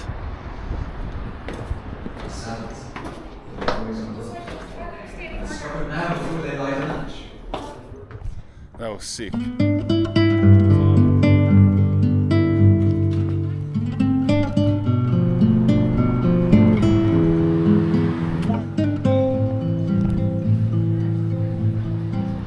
I love that lane, bro. You know, I'm attracted to back lanes, cuz. I'm the only bloke that I walk down a lane. What a lane, brother. Wow, what a lane, cuz. Yeah, I don't know what it is. I love buildings, I love lanes, but I like streets, and I like old buildings and deconstructed places, and like I'm much more of a, as you have probably noticed, much more of a admirer of human construction than I am of nature. You know what I mean? Like I could look at it, see that lane, just something about that lane is, to me, is just mad. It just represents so much to me. Like, I'm not saying personally, I'm just saying the lane in the history and the context of humans, you know what I mean? Just the lane, it tells a story. The lane tells a story, you get what I mean? Where I could look at grass and a mountain and not like it as much. Like, yeah, it's still beautiful, like a mountain and stuff like that, but it's just something about a lane to me is just way more appealing, cause it just has way more depth to it. Do you get what I'm saying? I'm always been like, you just notice when I see buildings, like, wow, look at these buildings, and like look at that, like look at that, you know what I mean? And yeah, I don't know what it is. Some people are like that with trees and stuff. I'm definitely not like that with trees. Mine's like human innovation and then the story that it tells when it gets old and broken. That's what I love. You know what I mean? Or just the condition of it. It tells you a lot about the people and the surroundings and the time, yeah? Bro, what a pole, bro. What a streets, nah. I don't go that far, cuz. You know what I mean? What a step, lad. Brother, wow. Wow, brother. What a stairs. I think I get that the most when I'm in aeroplanes. Like if I fly over countryside or desert or a mountain range or an ocean, it's, yeah. But if I fly over a whole city, you can see the city cars and you look and you see the central and just that is like, bro, that's the sickest thing, lad. It's like on the flight, was it the flight here? Yeah, the way here. I was flying over all of these mad cities cars in Europe to get from Turkey to Porto. Seems so long ago, bro. It's so weird. It was literally 12 days ago that I flew to Europe. 12 days ago. Far out, cuz. That's a lot in 12 days, bro. Sydney to Kuala Lumpur to Istanbul to Porto. Drove to Vidago, slept to my abuelo's town, to Vigo. Flew to Madrid. Flew to Amsterdam, to Harlem, to Belgium, to London, to Kirkcaldy, to Glasgow, to Belfast, to Dublin, to here. That was the journey. That was the journey to get here. All of that in 12 days, brother. All of that in 12 days. Wow, bro. It is possibly the biggest 12 days of my life. Bros, look at this. Bomb, one side. Bang, the other side. Two hectic standalone churches either side of the road, lad. Should we get an Irish lunch before, a pub lunch before? Oh yeah. No, you can come, bro. It's alright. Not disturbing me, brother. Oh, you know me. Dawn. How are you? Good, mate. Yourself? Oh, you're Aussie. Dawn. How are you? What are you doing here? Visiting? No, I came from Wicklow. I was Brother, on that's my Instagram. jumper. Yeah. I was on That's my jumper, lad. the one on Instagram messenger saying I'm from Wicklow. Wicklow? Yeah. Yeah, mad, Come mad. over to Wicklow to see you. Oh, were you waiting here for me? Just on the train, yeah. Oh, wow, bro. Yeah, mad. Cuz, how crazy is that? I just talked to him for like 20 minutes. That lad's, he's Aussie. See the dad? He's Aussie.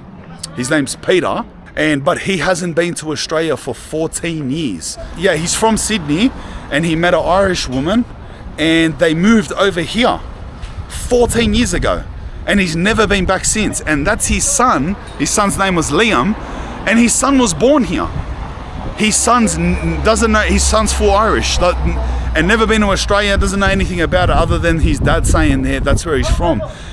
So he's a fan of mine, but since here, and even his son's a fan of mine, like a full Irish kid, and that was just a spin out. But listen to this, they traveled to see me here. I think they're running and getting back on the train. They traveled 4 hours to see me here. The bloke was wearing my jumper, my merch. You remember when I trained with Alex Pereira? And I made that Spanian Pereira Limitless merch. He was wearing it. I said, bro, I presume that he was like from Sydney. Like, you know, when I heard his Aussie accent, I thought he's a tourist too. And he goes, I haven't been home for 14 years. I go, bro, how did you get my jumper then? I didn't even ask, how'd you hear about me? Obviously, like, that a lot of people have, but it's more the jumper. And he goes, I ordered it online off your website. And I said, I didn't even know they'll deliver to Ireland. And his son goes, how long did it take? It took ages. And it took over 3 months, poor fella. But cuz, I don't know if we were even prepared to send them to Ireland, but he got it after 3 months. That's crazy. They traveled 3 hours. They're from south of Dublin. So it was 2-hour bus ride, 2-hour train ride to get here, cuz. Wow, bro. Yeah, and I said, he actually lived around my area, around the city. I said, where were you from? He said, Darlinghurst.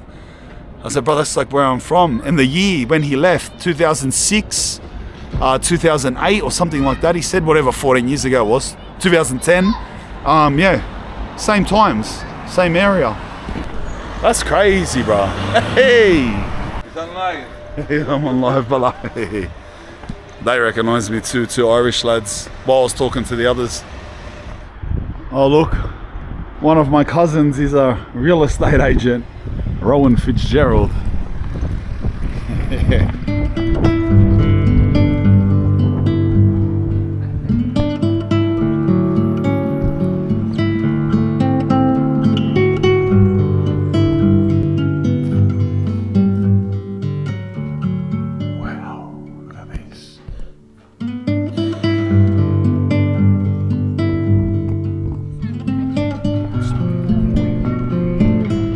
Back at the station now, lad.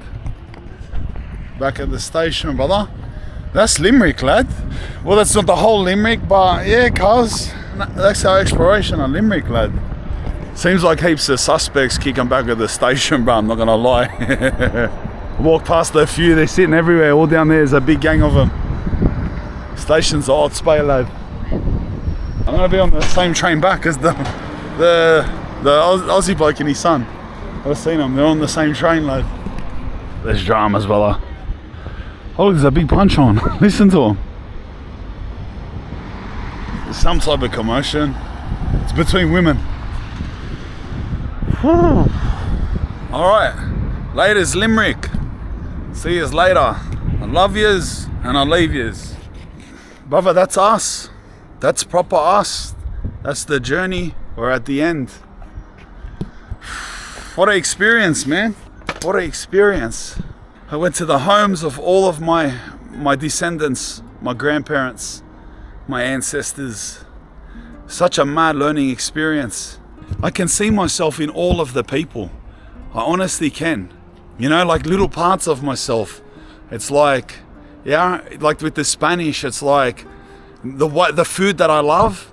It's the reason my whole life I've loved like olives and octopus and didn't know why. I've just have like real Spanish taste buds, and obviously the color of my skin. Like my appearance, like my features are just really Spanish, you know what I mean? Yeah, bro. And then with the Dutch, it was like, I think it's my height. I think with the Dutch, it's my height. Like being 6'4", you know what I mean? I think that's where I get my height from, my size. With the Scottish, that's the bush maneuver. That's mad. I'm more Scottish than anything, actually. Scotland was beautiful, cuz. That was like one of the maddest experiences. Learning about William Wallace and just all of that stuff, brah. And then here, Ireland. And I think this is where I get my temperament from.